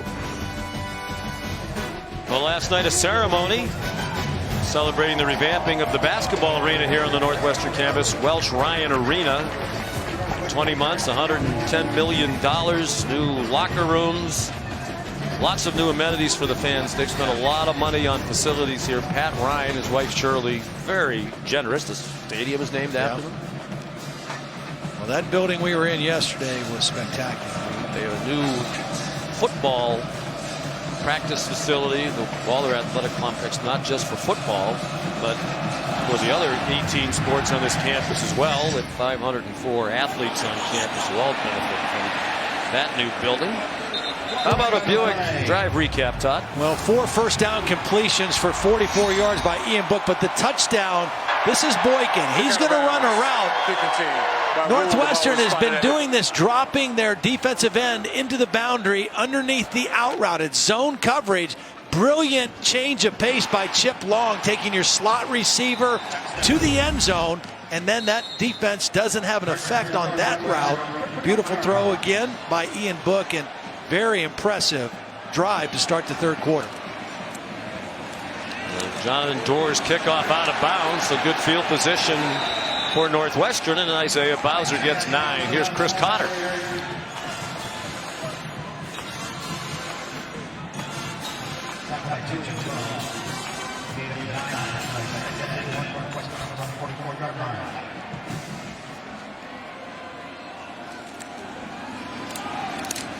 Improved defense there, didn't love it. Cliff Kingsbury and Texas Tech. Bowser gets enough for the first down with 3 to spare. Bowser now with 66 yards. Again, nothing flashy, just a hard-nosed downhill runner. He has been a very valuable asset here the last 3 weeks for this offense. He's carried 76 times now in the last 2 games plus this one. Thorson, bad throw. The man open, and the pass behind him and high. Cameron Green couldn't make the catch. Boy, he had a lot of space too. Now, I think he was affected by this official right here. Watch as he goes to throw to the middle. I think the official affected where he threw this football, and it was an inaccurate pass. Now, I don't blame the official. Thorson has to throw it right at his head if that's where he needs to throw it, and the official has to get out of the way. But I think his presence there affected where Clayton Thorson went with the football. Second and 10, stretch for Bowser, in trouble, going left. Did well to get back across the line of scrimmage. Jordan Genmark Heath seeing a lot more action than usual tonight, with Drew Tranquil trying to fight through the injured ankle. In on the tackle for the Irish.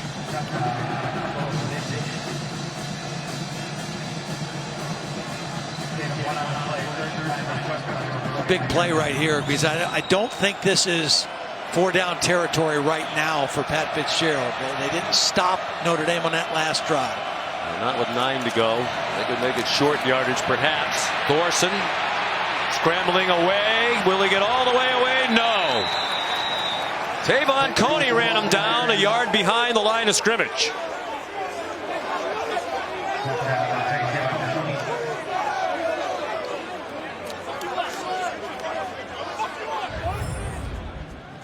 It's good coverage downfield. It's just a 4-man rush, but this 4-man rush can affect the quarterback. They flush him from the pocket, and Coney runs him down. Notre Dame's ability to rush with 4 is outstanding, and it really allows you to do a lot of things coverage-wise when you can put pressure on the quarterback by only rushing your front. Chris Fink back for the Jake Collins punt. Collins in his first year here at Northwestern. He's a graduate transfer from Western Kentucky, where he was a 3-year starting punter for the Hilltoppers. They came after him. Rugby-style punt. Fink got out of the way, and the Wildcats down it at the 2. Cameron Ruiz there for Northwestern. One of the things that Northwestern did in the first half very effectively was they outnumbered the box. They put more guys up around the run game than Notre Dame could block. They covered their gaps, and they made it very difficult for Dexter Williams to find space to run. A lot of times it was a safety that was coming up late. Chris Willock did this a lot when he was in the ball game, and then the counter for Brian Kelly and Chip Long was to throw on first down starting the third quarter. Irish backed up to their own 2. They come out slinging with a play-action pass. Book into a crowd and intended for Michael Young, incomplete. Trey Williams and Travis Willock, the double coverage for the Wildcats, and Williams, starting cornerback, is not getting up. Trey Williams down on the play. Timeout.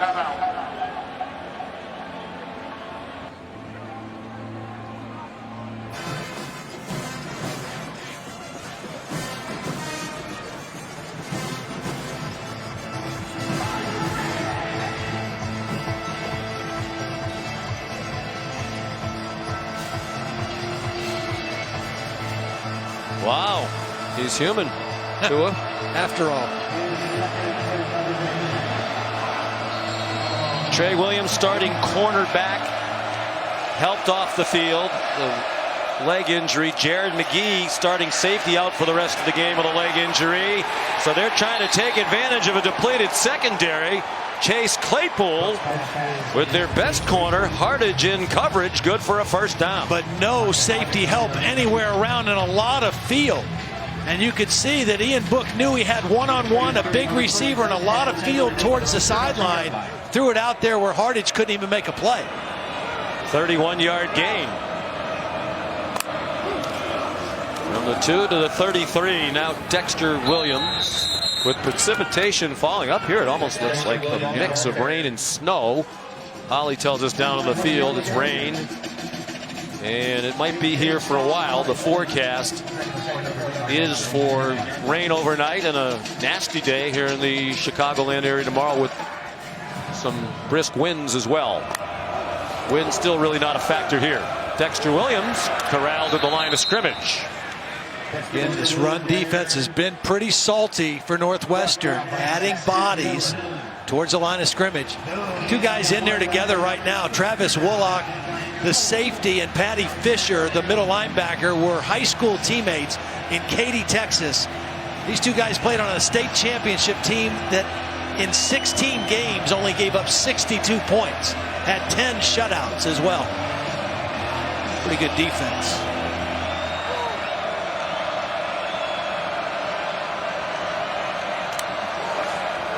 On 3rd and 4, the quick hitter, and Buck right on target again to Chase Claypool for a first down into Wildcat territory, with the backup Cameron Ruiz in coverage, although he plays a lot. Yep.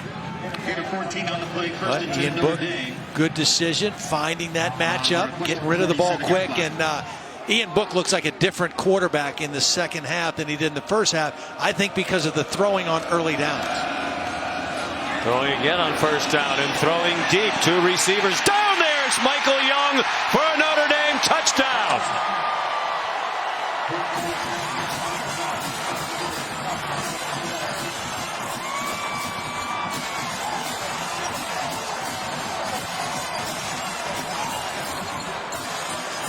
Boy, J.R. Pace, the safety, just got completely turned around on this play.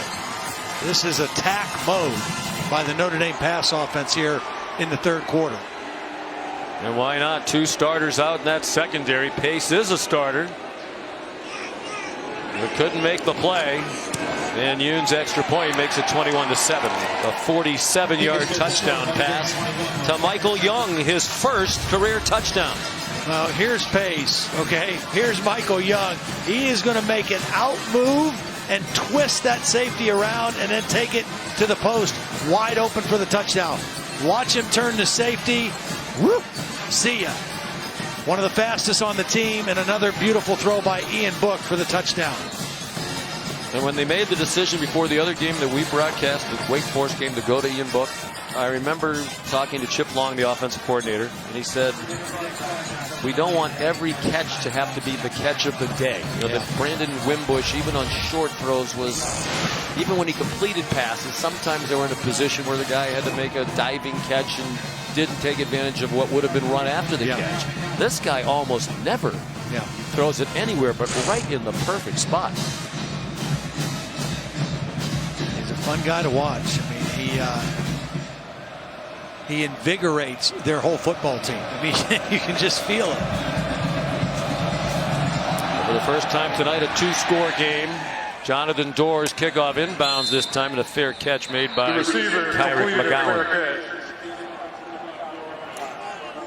Well, guys, the college football playoff rankings came out on Tuesday, as you mentioned earlier, and Notre Dame had a very different approach. Brian Kelly told us this week that his captains came to him and said, hey, we don't want that on the TVs in the dining hall at 7 o'clock when those rankings are coming out. They wanted to be able to just focus in on what their task was at hand. They don't want to hear all the external noise. I thought that was interesting that the players were the ones driving that of, hey, let's not talk about that yet. They've struggled in November to finish the season strong, so they're not worried about the CFP rankings. And nor should they be. A lot can happen in the brief history of the college football playoff rankings. A lot has happened between the first release and ultimately what turns out to be the Final Four. But here is a look at what we learned on Tuesday night. The college football playoff rankings brought to you by Allstate. And I think there were some people that said, hey, how is LSU ranked ahead of Notre Dame? Notre Dame's undefeated. LSU's played an outstanding schedule. Now they've got their hands full at home tonight with Alabama, and if Notre Dame wins all their games, they're going to be in the playoffs. I mean, that's a given. Big hit by Julian Love. Isaiah Bowser got blasted. And in this game, it really has been a tale of quarters. Notre Dame won the first quarter handily.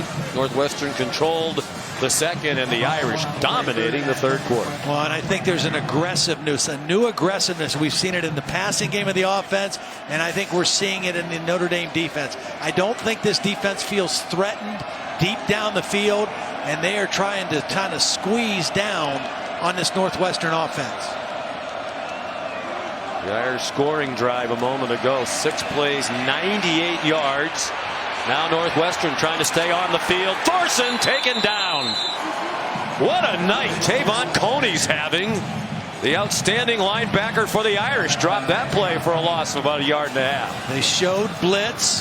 They had 6 guys up around the line of scrimmage. They only rushed 3, and as Coney dropped out, his eyes were on the quarterback, and he was just able to kind of take him down. Coney's dropping into zone coverage, but his eyes are on the quarterback, and as soon as he sees Thorson leave the pocket, he tracks him down. Final minute of the third quarter, and Jake Collins punts again. Fink.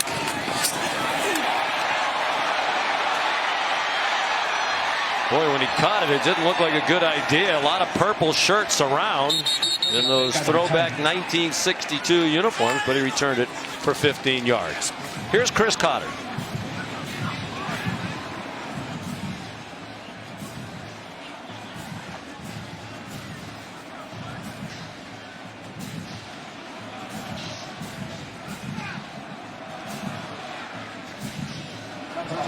And my question about LSU going into that game was, do they have enough offense? Right. Excellent defense, but you know Alabama's going to score. Yeah, and they're going to play good defense. I mean, you know, they're still going to play really good defense. You've got to be able to match points with Alabama now. They are a different kind of football team than they've been in the past. Ian Book after the fake, man open, Chris Fink. Also impressed tonight, Todd, by the play calling of Chip Long and this Irish staff. You know, their play calling is resulting in a lot of open receivers as well. Very aggressive now on early downs, and not just throwing, but throwing down the field. I mean, they are attacking down the field against this Northwestern defense here to start the third quarter, or to play the whole third quarter. With the score, Notre Dame 21, Northwestern 7. The third quarter dominated by Notre Dame. It was 7-7 at the half. We go to the fourth quarter now in Evanston, Illinois. Number 4 Notre Dame leading 21-7.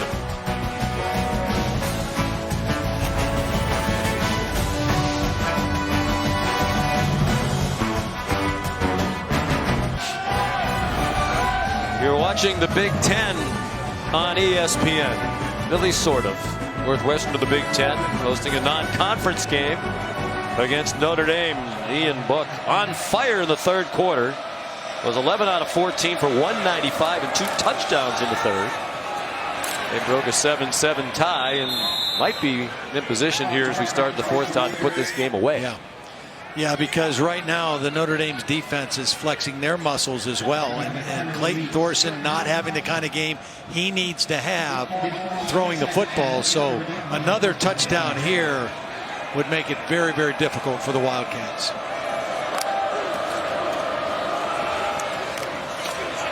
Jafar Armstrong, another carry. That's 2 in a row for him. I just think it's interesting to me, Sean, the impact that Ian Book has had on Notre Dame's offense. It's kind of a trend a little bit, because in other places, Alabama, Clemson, championship caliber teams, you replace a successful quarterback who is more of a runner than a thrower with a guy who's a better passer, and it has immediate impact on the explosive nature of the offense. We have both running backs in the game now. Armstrong and Williams and Fink, and Northwestern ready for that. Travis Willock, the safety, as Todd mentioned, a high school teammate of his Northwestern teammate now, Patty Fisher, back in Katy, Texas. And he's playing a lot more because of the injury earlier in the game to Jared McGee. He was injured himself earlier in the year. They really have high hopes for him. Big field goal here for Justin Yoon. This would make it a 3-score game. Hooked one left from 44 earlier. This is perhaps a half-yard closer. Officially a 43-yard attempt. Wind really not effective. Hooked it again, but got it through. Had to pull it from that angle. And a big kick by Justin Yoon. Nashville, Tennessee, and Milton Academy in beautiful Milton, Massachusetts, on the South Shore of Brian Kelly's home state. You can check out our alternate angle Xfinity Skycam coverage of tonight's game. I think this would be it. Streaming live on ESPN3. Is this what it does the whole time? Does it just scan the crowd? I would go over and check that out, maybe see if there's anybody I know in the stands. But after a while, oh, here we go. Yeah, it does go to the field. So if you're really into Skycam, and who isn't? Xfinity Skycam coverage on ESPN3 on the ESPN app and an Xfinity X1. I love Skycam. I know you do. Skycam a lot. Does Holly Rowe like Skycam? Well, guys, what you don't know is Skycam is a huge celebrity. I actually saw a tweet from the Northwestern football Twitter account. They were so excited that we get Skycam for this game. So Skycam has its own following. Don't knock it. It's pretty hot. There it is, right? Is this Skycam? That's it. And that's not. That's not. I think that's. We're going to watch the kickoff from Skycam. See, I don't want people to leave over to ESPN3 and watch. Do they get our audio on Skycam channel? I don't know. We don't know. I'll have to find that out. Actually, if they don't over there, we might send everybody over to Skycam channel. Jonathan Doerr's kickoff is a touchback. You know, in that first half, Notre Dame offensively had one explosive play, a pass over 20 or a run over 15. In the third quarter, they had 4. All passes. Kicking team. 5-yard penalty added to the subsequent spot will be first down. At the 30. really turn the game around here with their throwing and throwing downfield by Ian Book in the third quarter. And now Clayton Thorson has to find some kind of an answer. They've got to keep their defense off the field a little bit, and they got to find a way to get a couple chunk plays down the field against this Notre Dame defense. Just 148 yards of offense, 74 passing for Northwestern. And Thorson managed to turn that into a gain of about 3. Again, the problem going against this defense is they can put pressure on the quarterback by only rushing 4. And when you do that consistently, that allows you 7 guys in your pass coverage. So you can double a couple guys, or you can do a lot of combination coverages when you can rush with 4. Cameron Green, nice run after the catch. First down. Here's Chris Cotter.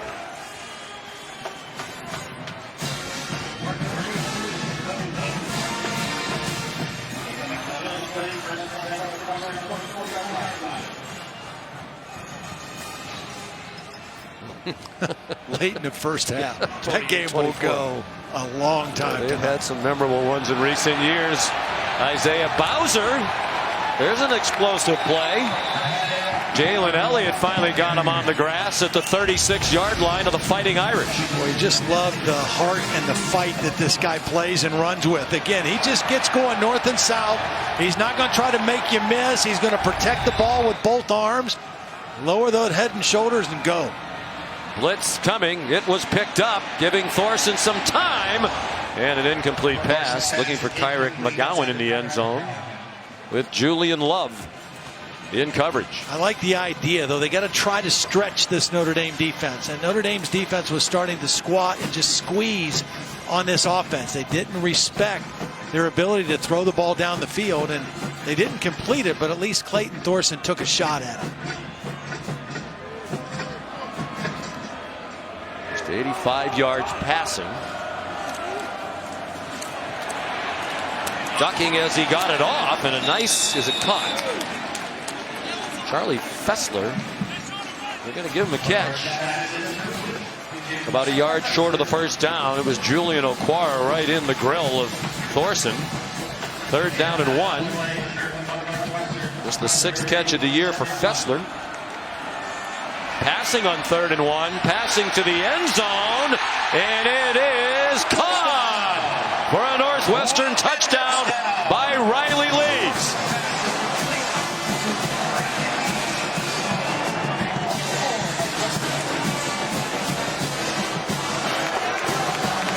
Really great job by Clayton Thorson. Watch as he uses his eyes. He's going to make this safety go this way. Clayton's going to be looking that way, and here's the route right down the seam, but he uses his eyes, moves the safety away from his intended receiver, and in a beautiful throw, Houston Griffith, the guy beaten on the play, the nickelback. True freshman. Yep, good use of the eyes by Clayton Thorson to open up that throwing lane. The first touchdown of the season for Riley Lees. Charlie Kubander's extra point is good. I talked about something to stretch the field, something to get a chunk play. They missed on the deep one to the end zone. This time Thorson comes back with a perfect strike and a touchdown.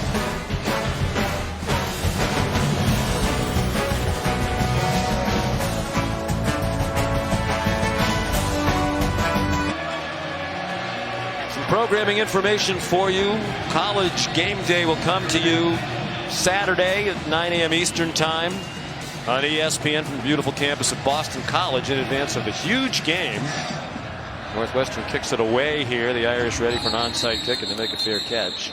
Clemson and Boston College will be the ABC primetime game next Saturday night, and that's huge in the Atlantic Division of the ACC. Clemson obviously undefeated after an easy win today, and Boston College came from behind at Virginia Tech.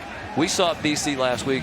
They're dangerous. They are. They can run the football. They got their best player, A.J. Dillon, back healthy. They're pretty salty on defense, but they're going to have to score because Clemson right now is they're kind of a scoring machine offensively with Trevor Lawrence at quarterback for them. One of those instances you talked about where they turned from a successful starter who was primarily a running quarterback to a thrower with great success, just like Notre Dame and like Alabama. Ian Book flushed out of the pocket, turned it into a 3-yard gain. I think Alabama set the tone when they went to Tua to start the season. And the way they started throwing and scoring, anybody that thought they were going to have a chance to make it to the playoffs and maybe have to play them figured we have to find a way to score more. Claypool out about a yard short of the first down. Actually, it looks like they're going to give him the first down. Up here, it looked like he was a yard shy of it. And a big whiff back behind the line of scrimmage. And a chance Northwestern did to stop that for no gain. Chase Claypool having a nice ball game tonight. 7 catches, over 100 yards. Just a little quick screen. Ian Book, lucky he got that off. He was falling down as he threw it.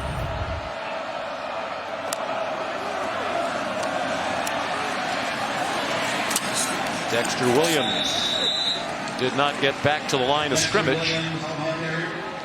With 10 minutes to go, ordinarily, Todd, you'd be inclined to run the ball. But, boy, the way they've completed passes here in the second half against a depleted Northwestern defense, those are high percentage throws for Ian Book. Yeah, they are. And most of them were on early downs, not on third down passing situations so much. Book wisely kept it because Williams was going to get blasted, but there was nowhere for Book to go as Fred Wyatt was ready for him. Well, Samduke Miller was there to tackle Williams, and that's why Ian Book had to keep the football, and there was nowhere for him to go either. And now a 3rd down and long. A huge play right now for the Northwestern defense. And those folks very interested. Regina and Paul Kelly, Brian's folks. Mr. Kelly was in politics when Brian was a kid. He said the political exposure helped him become a head coach. A lot of the same skills you need to be a head coach at a big program as a politician would need. Miles Boykin couldn't make the catch. Montre Hardage had the coverage. That's been a good battle all night long. Decent pressure that time by the front 4. They got in there and affected Ian Book.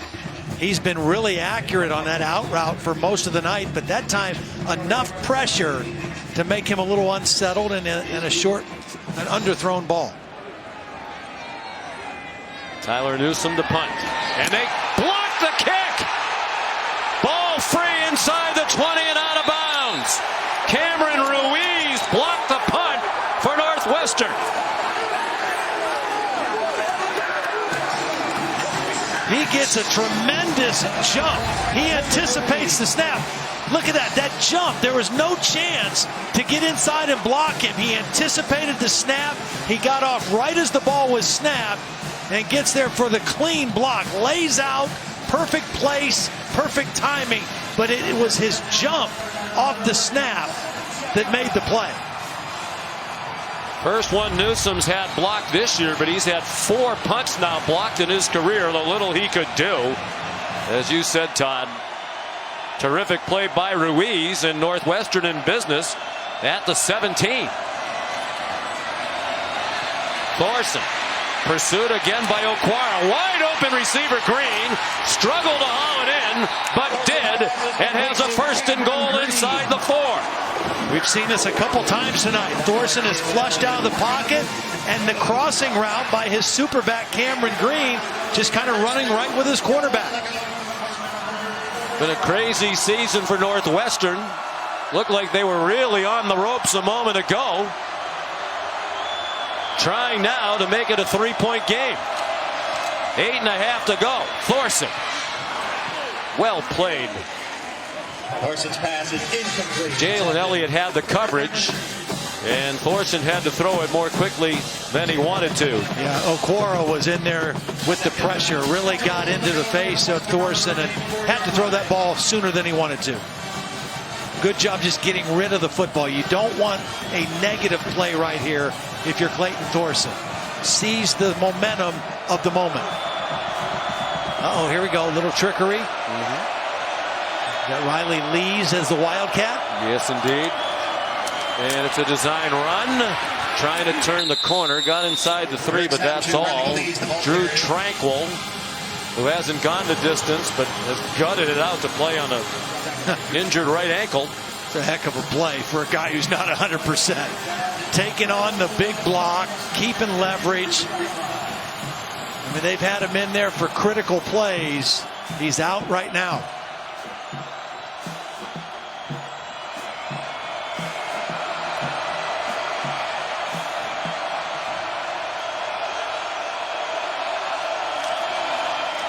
Whoa, Bowser ran into Thorson, bounced off that hit, and powers down to the goal line, short. And now a huge decision for Fitzgerald to make. A field goal makes it a one-score game. Well, this is a counter play, and if they don't bump into each other, I think he's probably going to run this in for the touchdown, but his momentum was completely stopped by running into Clayton Thorson, had to restart, and still got dangerously close to that goal line.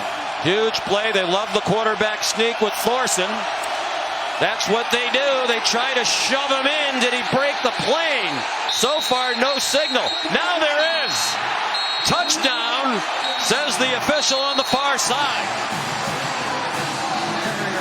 They bring Cameron Green, the superback, in motion, and by design, he's going to push the quarterback. You're allowed to do that. You can't pull a runner, but you can push. And Cameron Green times it up, gets right behind his quarterback, and gives him the heave-ho. The previous play is under review. Bowser in there pushing as well. We don't know where the ball is, but they kept moving forward with the help of the push.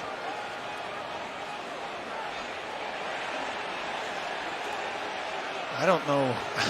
Good luck to the replay official trying to figure out where the ball is. What a turnaround. He's Mr. Fourth Down. He didn't used to be. He studied it. He said it's worth doing. The facts bear it out. Yeah. And he had pages and pages of facts at his disposal. I think Brian Kelly's point is he thought the official on the line, on the near sideline, as he was gesturing, was stopping the play, waving his arms over his head. I think he made it with the push. We just can't see the ball, but the ball is in front of him, and it looked like his upper body was across the plane anyway, so I think this will stand.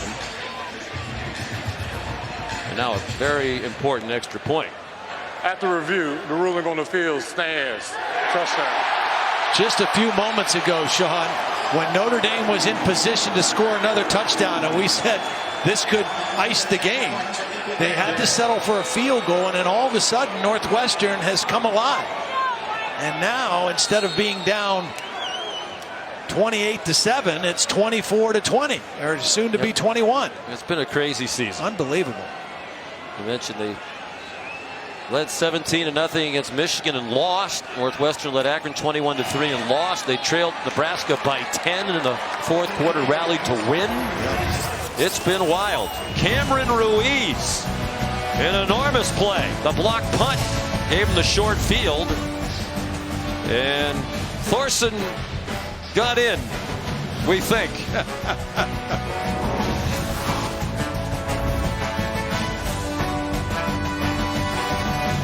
ESPN College Football is presented by Hampton by Hilton. For the best price guarantee, look at Hampton.com.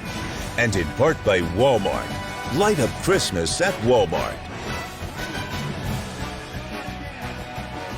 It's been a busy night for our progressive pylon cam. Well placed to capture a lot of the key moments.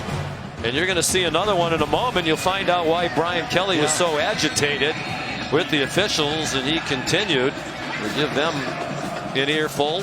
There's a kinder, gentler Brian Kelly this year by his own admission. He was hot, and we'll show you why after the kickoff. Down to Michael Young. Inspired Northwestern special teams with excellent kick coverage. Led by Chris Bergen, the walk-on, flag down.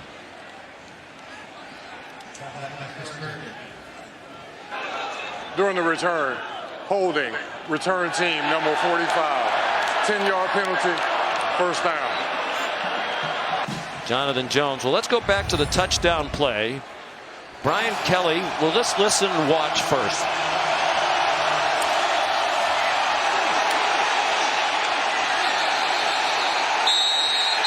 Brian Kelly was gesturing, as we said, the official on his far side, our near side, waving his hands over the air, running toward the play as if he had stopped it, and you could hear his whistle first, then the whistle of the other official signaling a touchdown. We'll bring Bill Lamagna in after this play. Ian Book on first down from the 11. Chase Claypool breaking tackles. Nate Hall with the tackle.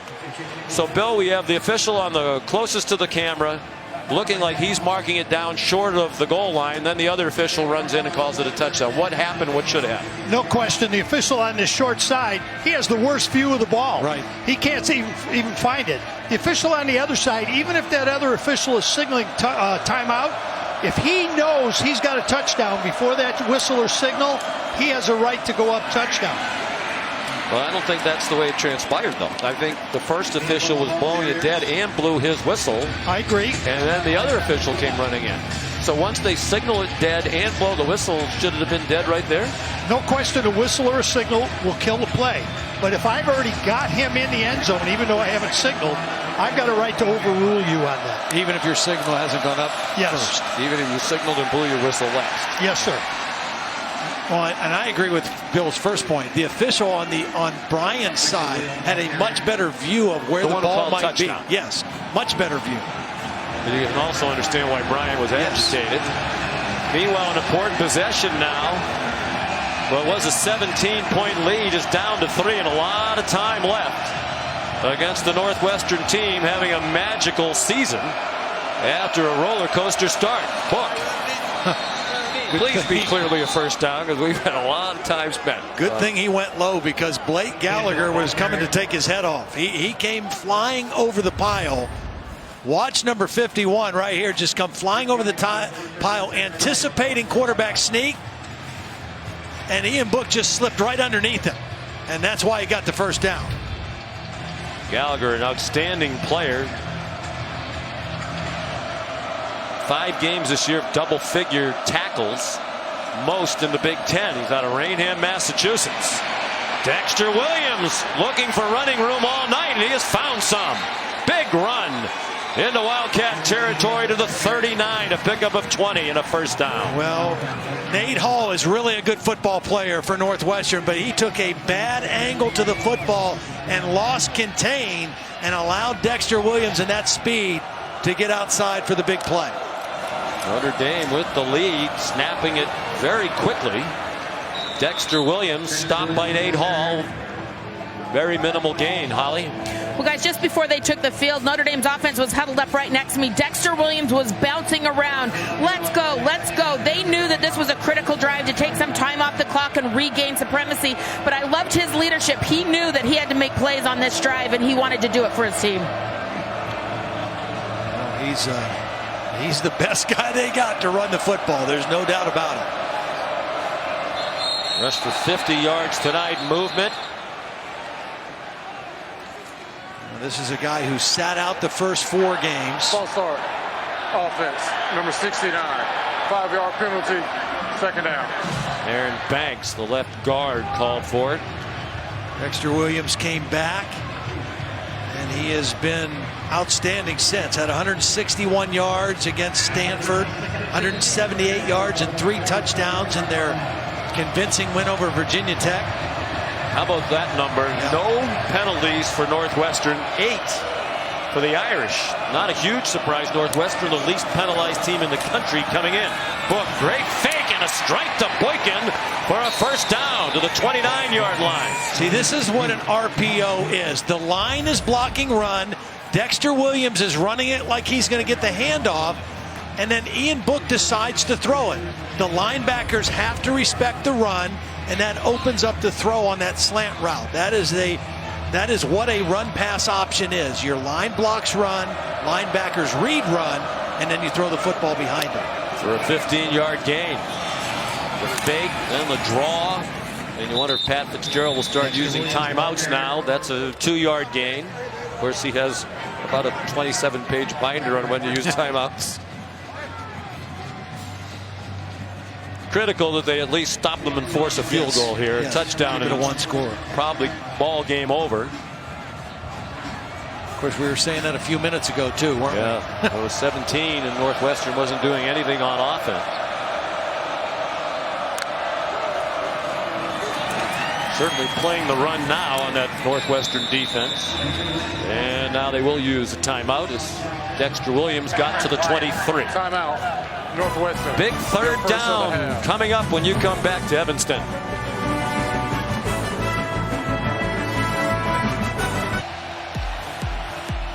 Here's tonight's PlayStation Player Index. A look at the night for Ian Book.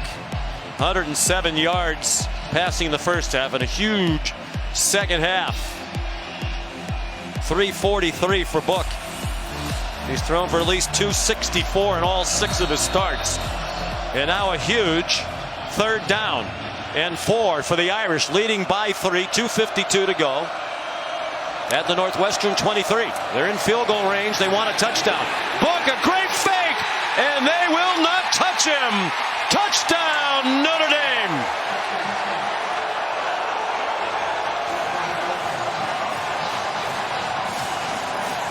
And Todd, you said during the last timeout, I think this is going to be an Ian Book run, and you hit it right on the head as usual. Well, and watch the tight end Komet get the nice block, just enough of the block on the defensive end. The fake was excellent by Ian Book. Northwestern was selling out for Dexter Williams, and a great call during that timeout by Chip Long.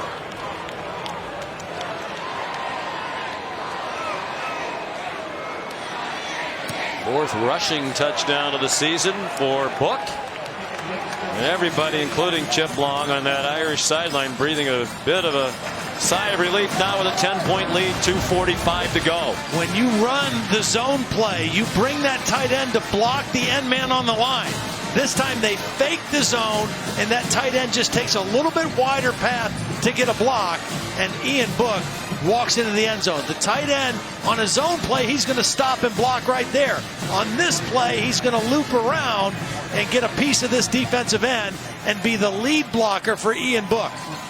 Excellent call, beautiful execution, totally fooled the Northwestern defense. Ian Book has done it in the second half with his arms, his arm, and now his legs.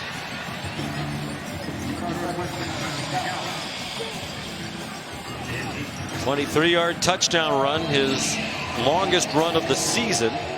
Not the longest of his career. Had a 43-yarder last year.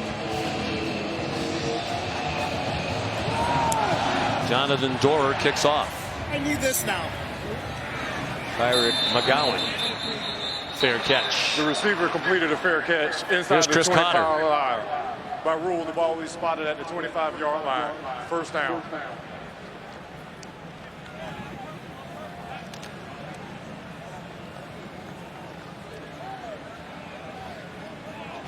First and 10, Northwestern on the run.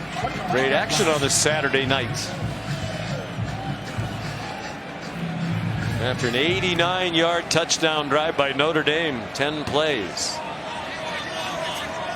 there any magic left for Clayton Thorson and Northwestern? 4-man rush. Chad Hanaoka. You mentioned they were down 10 to Nebraska late in the game, came back, forced overtime, and won in overtime. But this defense is a little bit better than the Nebraska defense they faced. They went 99.5 yards at the end of that game to get them in overtime. Hanaoka remains the running back. Thorson in trouble, still in trouble, and Okwara there to swing him down. The ball came out.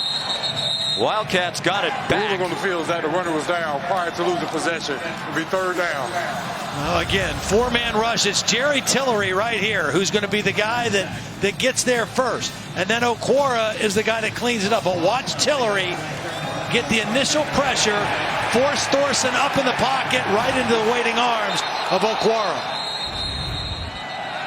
They ruled Thorson down. before the ball came out. I'm going to take a look.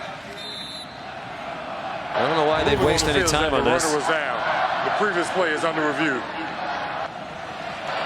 Timeout. I think the ball was coming on his way down.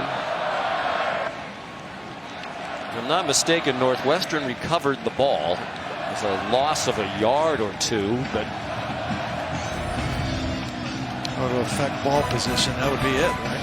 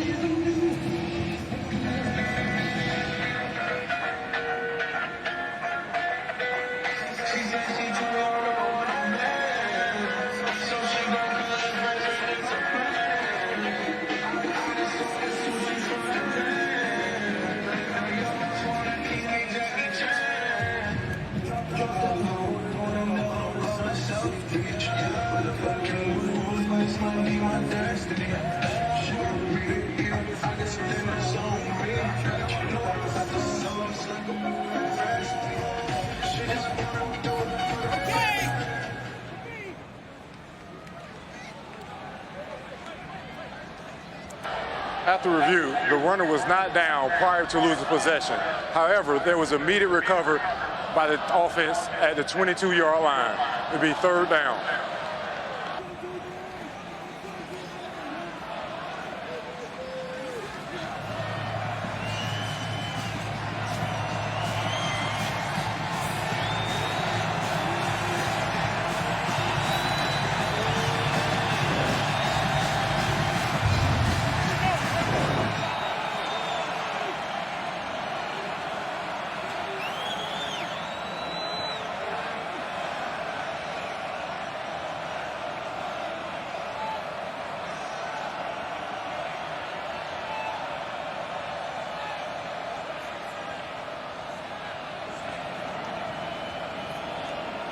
Welcome back to college football prime time, presented by Hampton by Hilton from rainy Ryan Field in Evanston. Notre Dame led by 17. Northwestern rallied to make it a 3-point game, and a big touchdown a moment ago by Ian Book has given the Irish some breathing room. Solomon Vault carries. He's short of a first down during the break. Replay moved the ball back 2 yards. After the fumble, they ruled it a fumble, but recovered by Northwestern. And here's a must-make, obviously, 4th down and 3 for Northwestern. Thorson retreating even when they weren't really that close to him, and the pass gets not enough. And moving the ball back 2 yards perhaps made a difference in the final analysis, although you don't know what the subsequent play calls might have been. Nagel the catch, and they turn it over on downs, and the Irish are going to 9-0. That the runner was short of the line of the game. It'll be first down, Notre Dame. Well, you got Julian Love covering, and then you've got the safety Gilman coming to help with the hit short of the first down. I mean, those two defenders closing in on Flynn Nagel, who you expect the ball's going to go to in that situation. So typical of a Pat Fitzgerald team. Tough physical battle all the way, even when down by 17. But tonight they're going to come up with a little short, and this was one they desperately wanted. You want every game you play when you're a competitor, but the big one, a really big one, with an eye toward the Big Ten title, is next week at Iowa. They're in control of their destiny, and if they win out, they are going to go to the Big Ten championship game. Notre Dame wins out. They're heading to the college football playoff. They have Florida State up next. Syracuse off another big win today against Wake Forest. That game will be at Yankee Stadium. It's a Notre Dame home game. Moved to New York City, and then the rivalry with USC. Yeah, and obviously USC always plays pretty well against Notre Dame. They've got the athletes. Syracuse is playing very well right now. But I still think this game tonight was going to be the biggest challenge, the most difficult physical challenge for this Notre Dame team. And Northwestern did not quit. They stayed in the fight for as long as they could. But Notre Dame did what they had to do to get out of here with a much-needed win. That is going to be quite a battle. You think about the Syracuse season. They're 7-2, as we just saw. The 2 losses were to Clemson, the game they led by 10 in the 4th quarter. Clemson took the lead with under a minute to go, and then the other Syracuse lost to Pittsburgh. It kicked a field goal in the final seconds to force overtime. And Syracuse in the 2 losses had the lead with under a minute to go in each of them. Northwestern, their 3rd and final timeout of the half. It will be a 30-second timeout. While they take the timeout, we'll take a look at tonight's unexpected outcome, brought to you by ExxonMobil. Just 141 yards passing tonight for Clayton Thorson, who did move past Chad Henne into 7th place in career passing yardage in Big Ten history with that performance tonight. He needed 96 to pass the former Michigan quarterback. He did not turn the ball over, which he's had a little bit of a problem with this year. A couple costly interceptions. He did not do that, but just wasn't able to put up or generate the kind of numbers that he was going to need to put up to beat a team the caliber of Notre Dame. Not often you don't commit a turnover, you don't have a penalty, and you lose. Yeah, by 10. That's what's going to happen to Northwestern tonight, barring a penalty. We asked Pat Fitzgerald about that yesterday. So, you know, we preach discipline, but we also get kids who get it. You know, they're not going to do the stupid thing after the play. When we tell them we want you to keep your hands inside, they do that. They don't hold. They're a reflection of their coach, too. This is going to be a disappointment, but they still have all of their major goals right in front. We walked around that beautiful new building yesterday, and on the walls, win the Big Ten West, win the Big Ten title. They haven't done that, but they have a chance to. Iowa lost today. One of the things working in their favor, too. Timeout, Notre Dame. Their first charge timeout of the half. It will be a 30-second timeout. You know, the head-to-head tiebreaker in the West of the Big Ten. They already have the win against Purdue. Right. They already have a win against Wisconsin. The other teams that are in there right now. A huge loss for Iowa today. They get a chance to knock over Northwestern at Iowa next Saturday. We'll kick off your Week 9 of the NFL season with this special edition of Sunday NFL Countdown. It's live from New Orleans, leading up to the Saints and the Rams before they face off Sunday. Look back at Patrick Mahomes and Baker Mayfield in college, and then Monday Night Football, the Titans and the Cowboys at 8:15 Eastern on ESPN. So they line up to punt on 4th and 21. Northwestern out of timeouts with 20 seconds to go. They blocked one a moment ago. They came after this one as well. Riley Lee's back there and down at the 10-yard line.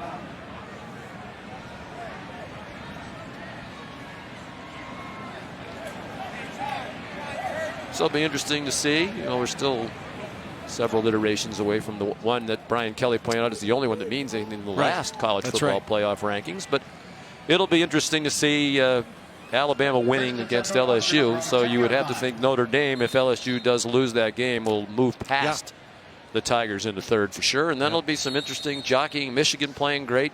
Yeah, to me, you've got Michigan, Georgia, Oklahoma that are all kind of in the same group. I really do think in terms of the Big Ten, Michigan is the team that is surging. I mean, they are just playing their best football right now. Of course, they still will have to go to Columbus to win in a couple weeks, which will not be easy.